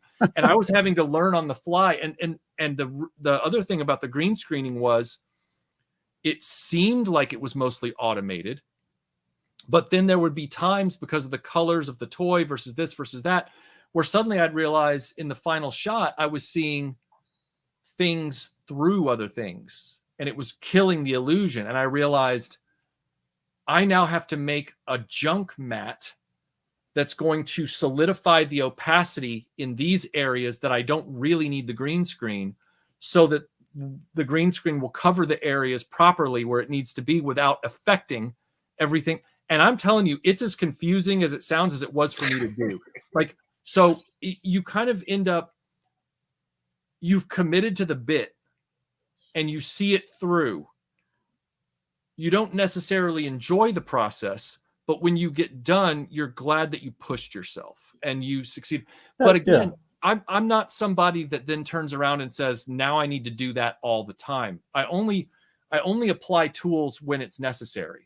Like, I'm not going to. But now you have that tool in your toolbox in case you want to use it again. It's now you've like, learned a new skill. Yeah, it's like, okay, I learned to use an Allen wrench, but that doesn't mean I'm going to have an Allen wrench in every video now to remind people, hey, look, I know how to use an Allen wrench.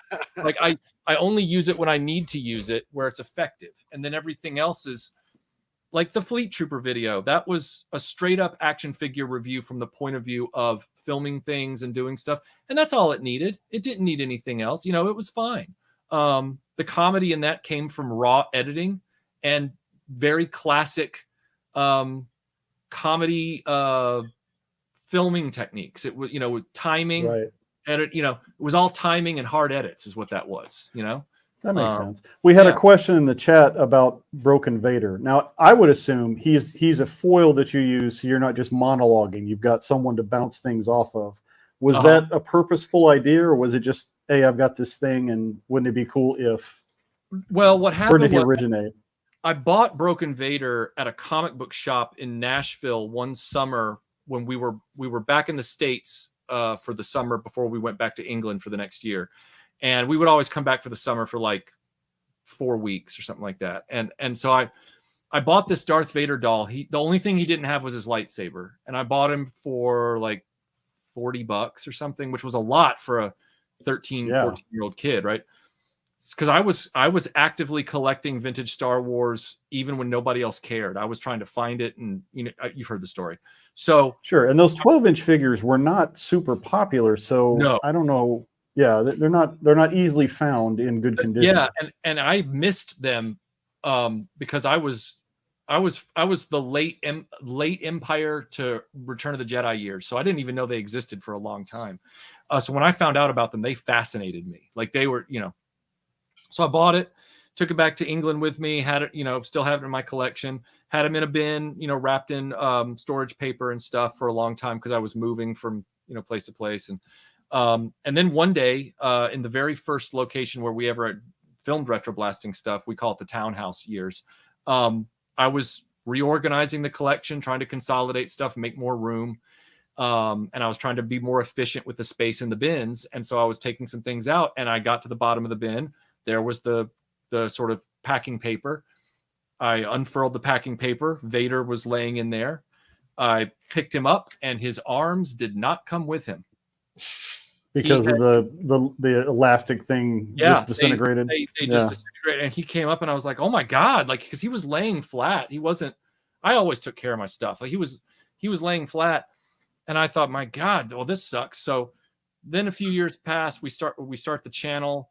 Because I think Vader broke before I ever met Melinda, honestly. And so then we start the channel, and I start doing these restorations. Like I started with like a G.I. Joe figure to show how to do the O-ring, and then it just started to blow up from there. And I thought, because where do I get my restorations from at that time? My own stuff. Like it was like, what's broken? Yeah. There was no toy polloi back then. No, there wasn't. Like, and so I was like, okay, well, and I appreciate you saying that, by the way, that you remember that I was before Toy Polloi. But anyway, no shade on him. Some people get their timelines mixed up. Anyway, I thought to myself, well, I'm going to restore the Vader doll. I'm just going to restore him. And I don't know what happened. I was working on the last 17 video, and I just had this idea. I was like, it would be really funny. It would just be really funny if this doll, because all I was thinking of was the punchline. I just had this idea where it was like, it'd be funny if that doll was standing there and told me, I'm not pointing fingers, but you really need to get around with fixing me. And before he can get the last part out, he's like, I'm not pointing fingers. And I'm like, yeah, I can see that. And I walked out. I just thought that was really funny. So I thought, well, I'll do that bit, and then the next video will be my restoration of fixing him. Like that'll be the thing, and then it'll be done. But I just thought that was funny.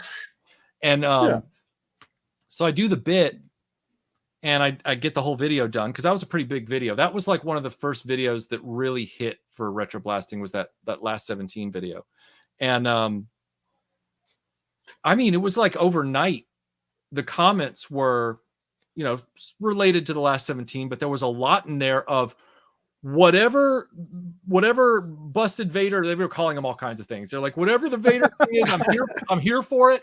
I want to see him all the time. Like they were like, he better be in every video from now on.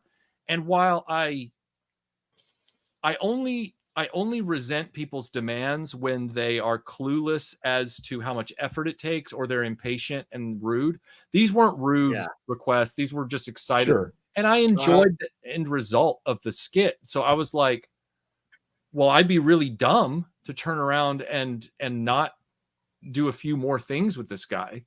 And so Broken Vader just kind of springboarded off of that. And it's kind of like an Urkel situation where he wasn't supposed to be anybody. Like he was just supposed to be this gag. And that's usually what turns into a thing. And the funniest part is, as soon as he was in like 3 or 4 skits, I think it was right around the time that I did the skit in the beginning of one video where I was like, hey, by the way, I picked up a book at the store I thought you'd like, and I throw him a Farewell to Arms, and he's like, at that point, people started really getting invested in him. And to this day, people say, it's so sad. When are you going to like give him his arms back? This is getting, like, this is so hard to watch. Like they're emotionally invested now. They're invested, and they've been invested since very early on. And it's like, guys, I really, really appreciate how passionate you are about Broken Vader, but there's also a fundamental thing here. The moment Lois and Clark get together, the show is over. So like, that's right. If you set yourself up for that and you haven't learned the Lois and Clark lesson, you can really do yourself in. Fortunately, the pleas, the cries have lessened on the put his arms back on him front and gotten more into what I think is a more interesting question, which is, somebody or Michael, I hope someday you will tell us the story of the origin of Broken Vader. And which you kind of just did. Well, yes, true. But the funny part is, over the last several years, I've gotten into a lot of arguments with Vader because he's his own character. He's his own person at this point. Like it is really weird. You know, you ever heard how writers will tell you that when they're writing a book, they'll get to a point in the book where the character's dialogue isn't pre-chosen. It's just, it flows out of, Yes. they've gotten to know the character very well. It's almost as if they're arguing with the character in their mind as they're writing. Yes. And I can honestly, the Y-Files I really enjoy, and his character of Hecklefish kind of reminds me a little bit of that dynamic, like with Broken Vader. Yes, and there's a lot of production value into making that work, but it flows because it is an extension of his own persona. Yes, and the comedic timing and all that. So I get it.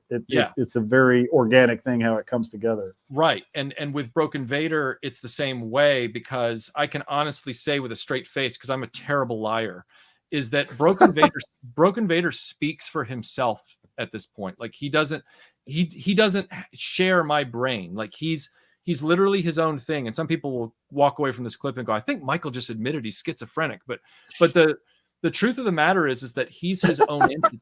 He's his own character. So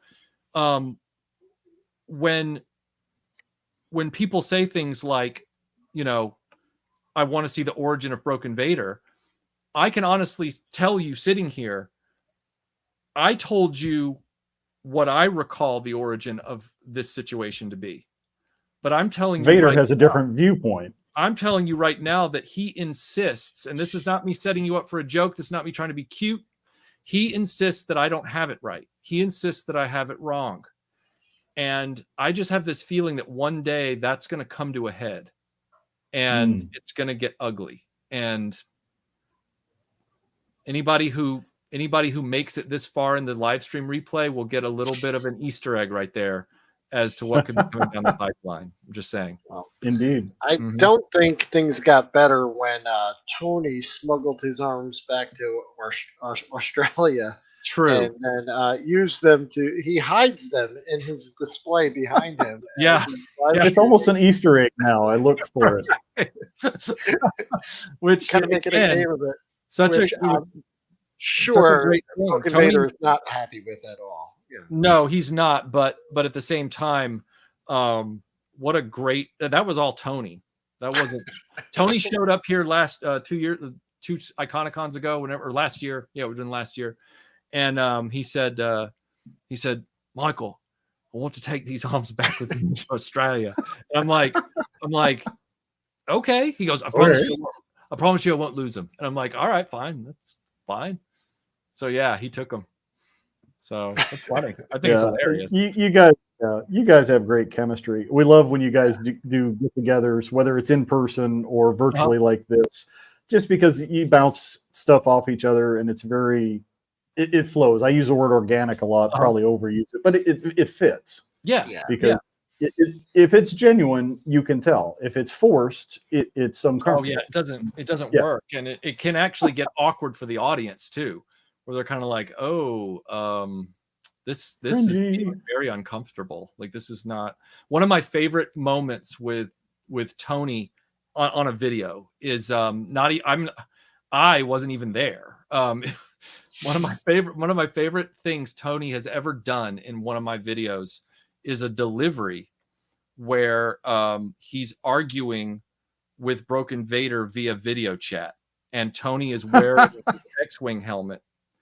And I don't remember. See, this is how hilarious it is to me. I don't even remember what Broken Vader says to Tony to prompt this line. He says something, and Tony says, "That's really funny coming from a guy that flew into his wingman and killed him." And the way he delivers that line was so perfect. Like it had me laughing for days. Like every time I was editing that video, I would go back to that bit and just watch it like every 20 minutes, just because it was so funny. And it's all down to his delivery. He was so funny in that. but yeah, I've been fortunate to, as we all have, we talked about it at the beginning, is to meet so many good people in this community that, you know, they're quirkily well adjusted, is how I would put it. We're all eccentric. We all have our esoteric interests, but thankfully we're not toxic. We're not, what do you call it? You know what I mean? Like toxic in the sense of we don't drive each other crazy because we're mean to each other, or we're you know, we denigrate one another. Or it's not like that. There's a lot of mutual respect. And yeah, you know, we all collectively have to deal with the Morlocks every now and then that live in the, you know, the caves in mom's basement. I like the, you know, like the and that's, you know, again, we talked about men's mental health in a previous episode. The camaraderie of this community is such a boon to getting over dark spaces. You know, I just recently had a death in the family. I've had some financial stuff go on. I could have let that just suck me down, but you know, having this venue, being able to talk to guys and have a common interest, it's a boon. It really is. I enjoy it. It really is something. And watching content that you guys do, and I've told this to Tony, it's like you're a mentor and don't even know it. When he did his Becoming Desert Rat, he's just being sincere. And it's like, man, I felt that. I felt where you were coming from, and total respect. Yeah. And you know, there are other guys. I keep coming back to you and Tony because... Oh, we lost your audio. We lost your audio. There we go. Lost your audio. Your battery probably died because you're on the wireless. That's what happened. Well, I'm going to take this moment while Largo gets his headset on there and just say, you know, for the record, I know, Michael, I had told you this, you know, a little bit before the show, but, you know, we do credit Iconicon, yourself, the RetroBlasting channel, Analog Toys, Melinda, and everyone that put that together is kind of the spark that started and is the reason why we're sitting here right now. Because that's where it all began. It was in the chats of Iconicon, watching our favorite YouTubers stream, create this community event, and we started talking offline, and then we decided at some point, I don't even know how it happened, that, you know, it wasn't enough to just talk in the chat and to talk a little bit offline, that we needed to see each other face to face. And we started doing these offline hangouts via StreamYard and other video conferencing stuff. And then, you know, we just decided other people Can you hear me wanted to now? talk. So yeah, we can hear you now. Okay. Yep. Sorry So about that. Yeah, just, we've never done a show this long. My battery died on my mic. I knew it. Talk too much. I'm sorry. The way it just dropped. No, it's an absolute pleasure. And, you know, so yeah, I'm being a sappy gusher here and just letting you know, but we really do appreciate that. And, you know, I don't know. I don't ever want to message anyone or bother them. You know, I always feel like I'm bothering someone. Even like now, I feel like I'm bugging you guys by even telling you this. So it's like, you know, you don't want to tough. talk, but... You know, like when we try to schedule guests because we know we want to bring in people who have something interesting to say, or maybe someone who we know from the chats, but they don't have their own channel or their own venue, but they've got something cool. And it comes back to that same thing of camaraderie and you know, what brings people together. And what Will says, I totally agree with. He and I, we just work together. You know, we're peanut butter and jelly. We just connect. And when we're doing content, I love having him on, and I love being on his show because it's just fun. Yeah. And we see that with you when you do things with either Tony or some of the other people you collaborate with. So we get that energy and spirit, and it is appreciated.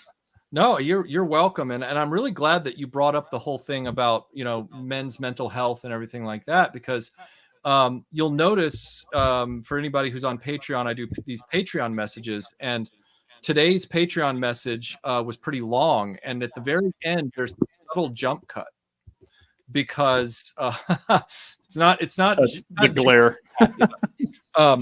There was this subtle jump cut at the end because I actually have been getting a lot of messages from people over the last few weeks in our community, different people, 8 or 9 different people over the last few weeks who have been writing me, talking about how they are despondent about something, or they are depressed, or they've been fighting through depression, or they've been fighting through maybe some sort of, diagnosed mental illness or something like that. It varies from person to person. Yeah. And obviously I'm not a doctor or a therapist, so I would never give professional advice on any of that. But I've been noticing a trend, and I've been noticing, with a lot of stuff going on in the world right now, of like the heat waves and the global wars and all that kind of stuff going on, everything, not global wars, but wars around the globe and everything like that.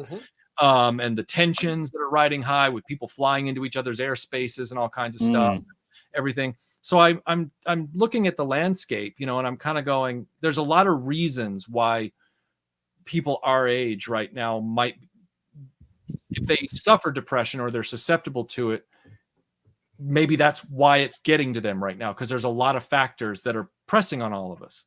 And I said in this clip, and then I took the whole clip out, not because I said anything wrong, but just because the message was already 35 minutes long, and I'm like, I can't go for another 15 minutes with them. So I took it out, and I thought I'd talk about it another time. But what I wanted to tell them was, I also suffer from depression, and while all of us have varying degrees of it, and some of us have actual diagnosed issues that create, or what, I don't have any diagnosed, like I'm not bipolar, I'm not manic depressive, I don't have anything like that, but I do have depression. I don't know how mild or acute it is compared to other people, but I do have it. And I was telling them on this clip that I excised, was that, one of the things that I just try to tell myself is that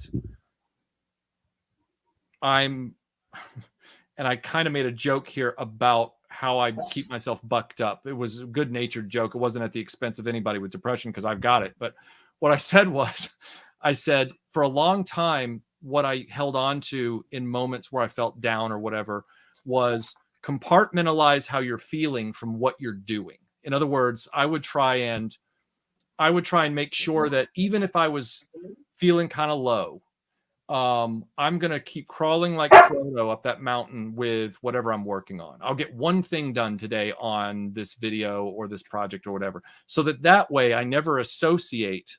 It's a weird counterintuitive thing, but if I'm making progress on a thing, then I won't associate my depression with hindering it. In other words, I'm able to set one thing aside to get this other thing done. And I said, and that held me for a long time. And it's probably where I got the reputation of being, I can do this all day, and all this kind of stuff, the Captain America thing. And I'm blessed in that way, that I do kind of have that personality. But then I dropped the joke, which is, but I've come up with a better mantra lately, a much better mantra.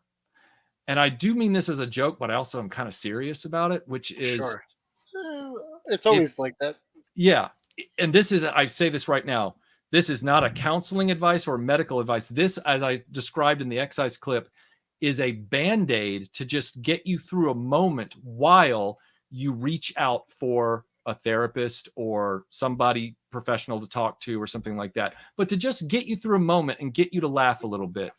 If you're a guy in our generation and you're feeling that low moment, or you're feeling depression kind of nipping at you, and I'm dead serious when I say this because I do it for myself, just remember, you never want to be remembered like a guy that's in a Kathleen Kennedy movie.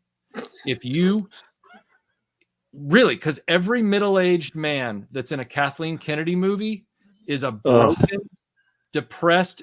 It's okay to be depressed. It's the giving into it that's the issue. Yes. And all of the men in Kathleen Kennedy movies give into their depression. They literally stand around wanting to die or be left somewhere to die.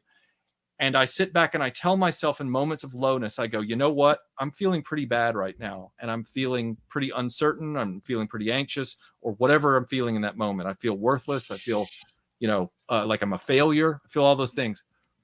But I'll be damned if I'm going to give Kathleen Kennedy the satisfaction of being a poster child of her vision of what a man in my age group is. I will not do that. And it actually does get me, it helps me bridge to that next place of mental I solid. like it. Yeah. I really like it. I Mhm. do. It is definitely the most unique coping mechanism I've heard, but it totally fits. Yeah. And you know, the key word is momentum. If you get some momentum going, you can keep going. If you're stuck in a rut, you're not moving, Mhm. you're sunk. So Yeah. yeah, that little bit of No, movement to one absolutely. thing. What we're doing right now is the Mhm. therapy for me. Yeah. Yeah. This is what makes me feel good. And when I was thinking about, all the things in my life, I love my wife, I love my children, I love my family, my job is okay, it's great, Well, one of the things that's missing, and it was something that I had my entire childhood and early 20s until everyone had kids and got busy and got to doing their things, was the fun, the camaraderie, Mhm.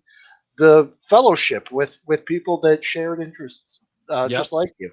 And most of the people, like I said, I interact with in my adult life, or people that live in proximity to me, or related Mhm. to me through marriage or through blood, or I work with. And it's not because I just choose to hang out with them, because that's kind of how it Mhm. was when we were kids. You had all the kids in school to hang out with, but the kid that came up to me and said, "Hey, you know about He-Man?" I was like, "Yeah, I know about He-Man. You know He-Man? Yeah, let's go play He-Man." And like that's how I met the kid, and I'm friends with him to this day. He Yeah. asked me if I knew who He-Man was, and then that led to, us becoming buddies. Yeah. I You was having, chose who you wanted to hang out with. yeah. I choose this group, I choose this Mhm. community, and it makes me feel good to spend time and to talk and to share with you, even if it's a one-way thing where I'm just watching a video that you're making, Mhm. Michael, or I'm hanging out with or interacting, or someone in the chat is interested in coming on the show, and Mhm. we bring them on and introduce them to this community, because Yeah. of all the communities I've been in my adult life, and I've been in Jeep communities, and I've talked about Mhm. video game communities and all that. None of them have been as um, welcoming, friendly, and familiar, as this right now kind of Mhm. YouTube toy community that Yeah. we're involved in. Yeah. And that's very galvanizing to know that there's enough of a swath, because in every hobby, as we all know from all, you've been in the Jeep community, and you've been in, we've all been in multiple communities over the years. I was in the Indiana Jones community for a long time, Mhm. and this and that, there's always those troublemakers. There's always those guys you're not going to get along with. There's always this, and the toy community is no different. But thankfully, the continent is big enough that, Yes. that you can, that you can live in a space where that all works, and it does help your mental health to know that there are other people that can relate to not only your hobbies and your extracurricular activities, but also just feeling, the general feeling of feeling low sometimes, or whatever, like, and they're open to talk about it a little bit. And what I told a friend of mine the other day was, I said, I was always very impressionable. I believed in my heroes when I was a kid. They weren't a childhood lark that I forgot about when I had to try out for sports as an adolescent, and I forgot all about it.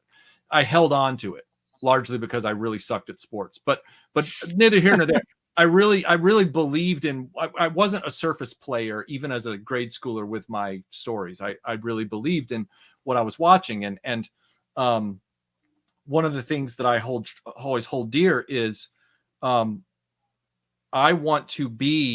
aspire to be as close to those people's strengths and principles and confidence and everything as I can, barring the fact that I'll never lift a spaceship out of a swamp, nor will Sure. I, find the Holy Grail, nor will I, but I really try. I won't catch a helicopter falling off a skyscraper. The important thing is that you try. Yeah, And you that try. It's like, you're yeah. always trying to reach that thing. And what the thing is people who just say, without any demonstrating any of it, they just say, "I am the best, and I think I'm Mhm. good." And there's a difference. We're always Yeah. trying to be better. We're always trying to live up to that standard, whether Mhm. we'll Well, and make it there or not. there's touchstones that we definitely need. It's like, I'll never be Jimmy Stewart, but anytime I put on the movie Harvey, Oh, I Yep. feel better. It's a Yeah. lift. Yes. And we've done such a great disservice to our modern generation by killing all of our heroes yeah, in we really cinema, have. in Absolutely. all these franchises we loved that have been, pooped on by Yep. these hacks that Yeah. don't know how to write for it. It's like, please leave my heroes alone. Go create your own content, come up with a new IP and destroy that. Leave my Yeah. stuff alone, That's that is exactly why I stumbled into that thing the other day where I said, I'm going to start telling my friends who are feeling low in any given moment, I'm going to start telling them, I love who it. do you want to, who would you rather be? Would you rather be Empire Strikes Back Han Solo, or would you rather be Force Awakens Han Solo? And everybody's going to say Empire Strikes Back Han Solo, right? And that's why it led me to that place where I did the math real quick and I went, yeah, don't ever be a KK male. Don't ever be a Kathleen Kennedy version of a guy. Remember what drives you. Remember how you want to be remembered. Remember how you want to be remembered. That's a little redundant. You know what I mean? Like I know what you mean. hold it in the front of your mind. In other words, remember what an aspirational hero was to you, and hold on to that, and just try and be that. Don't fall prey to becoming what somebody else has beheld for you. Don't let another person tell you who you are. And I think that ties back around to where we started with the infinite playlist and music. There's music from certain genres that are very inspiring, and certain artists. There's toys that remind me of better days, whether it be something vintage or a reimagined piece. Maybe it's not that piece of plastic, it's the nostalgia or the play value, if that makes sense. Yeah. So everything in and of our little community, there's some great pieces there that we can draw from and share as we do. And I appreciate your sharing, especially today. This has been a lot of fun. Well, I don't know where we are in the show, but I'm assuming we're winding down. I don't know, but I will say this. I'll get this out there before we make the next decision. There's a great lyric at the very beginning of the K.Flay song "Run for Your Life," where the lyric is, "Don't count me out because I'm down." It says, "Don't count me out because I'm down, because I've been down before. Fate has a way of playing games, and I've been keeping score." And I love that, because that's when I first heard that lyric, I was like, that distills everything I've been feeling for 25 years, but it gives me the kind of energy and strength to barrel through some of those low moments. And again, I'm not saying that. I want to be very, very clear about this. In no way am I saying that is a substitute for therapy and professional help for some acute problem. I'm saying every now and then we need those Band-Aids. And some of us, like myself, Melinda will tell you, like, I have depression, but she's never seen me. She's seen me sink pretty low, but she's never seen me sink to a level where she thought it was an emergency or anything like that. She's always seen me she's like, you kind of self-adjust, but we're not all the same. So I'm just talking about fun Band-Aids and things you can say to sort of like downplay your anxiety and keep everything in check. Give you a little pep in your step. So yeah, that's fair. Yeah, well, I'm definitely gonna think about it, and I'm gonna see that image of Han Solo from the Force Awakens, and I don't want to be that guy, and I'm gonna, do you want to be Temple of Doom Indy, or do you want to be Dial of Destiny Indy? Like, I want to be the guy. I want to be the guy facing the carbonite chamber, saying, "I know." Yeah. It's like that line. Yeah, I don't mean that from an age perspective at all. I mean that from an attitudinal point of view, outlook on life kind of thing. Like, don't play into the whole, I'm going to throw this lightsaber off a cliff because I can't stand anything. If somebody handed me that working lightsaber, that would actually be the fantasy come true for me. Like, the last thing I would do is throw it off a cliff, but yeah. So yeah, it that could be a good metaphor for everything they've been doing in cinema lately. Just taking something of value and tossing it aside. So eat cavalier. Anyway, right under the cliff edge, trying to catch it. It's like, I know the camera or the flash photography pieces that are made, you know, Yep. like whatever. Yep. I used to Anyway, have that thing sitting right there, but then I moved it upstairs. Please come back. Please do another Infinite playlist or whatever you want. Just hang out in the lounge. This is fun. I would love to do more Infinite playlists because, like I said, I wish I'd been given a list of 50 songs because I would have just, and it would have been a variety. Like, it wouldn't have just been all Kylie. There would have been a lot of Kylie on there, but it would, but it, I'm not gonna lie, but it would have been. I would love to come back and do more. So. Well, you're certainly welcome. Hopefully we've given some folks who've been hanging out with us a new appreciation of Kylie and some other artists maybe you haven't heard of. Please check out the playlist in the description below. I'm going to let you guys free to go about your business because I need a tasty beverage. But Michael, again, thank you. It's been a treat. It's been we'll do this again. Pleasure to just thank talk you for with you. Thank you for inviting me. Thank you for inviting me. Totally. I'd love to come back and I'd love to talk more music and anything else. So you just let me know. All right. We'll figure something out. Awesome. Next week, we're going to challenge our ears a bit. Our friend Grindhead Jim is going to be on the Infinite playlist, exposing us to grindcore, which is not everybody's cup of tea, but I got to hear what he's got to say about it. I'm already feeling better about my playlist now. I thought I was going to be the guy with some of my choices. It's going to be like, I think the audience is going to like start backing away from me. But you've just made me feel so much better. Oh, we go all different places. We'll go anywhere from show tunes to the Butthole Surfers. So it's all fair game. Did say he was going to put a list of Broadway show tunes together, and we were going to do that. So, Goji, if you're watching, we are counting on that. So the gauntlet was put down, so we'll be watching some old footage of the Tony Awards to get caught up on that. Nice. Very nice. Very nice. But otherwise, the AF3 is coming back. We're doing Tim Kennedy, a.k.a. Duster, this week. So we're getting back into the groove on our Action Force backstories and lores. 7:15 p.m. Eastern Standard Time. Mm-hmm. So you're all welcome to join us. And again, what a cool experience this has been. Just really love having a great conversation with somebody who has something. What's the old saying? You can't have a battle of wits with an unarmed opponent. This was not that case. So thank you for a very very entertaining evening, sir. You're my pleasure, and thanks for having me. Truly. Well, you're very welcome. Will, any parting words of wisdom? So we can let everybody. I can't follow any of this. This has been wonderful.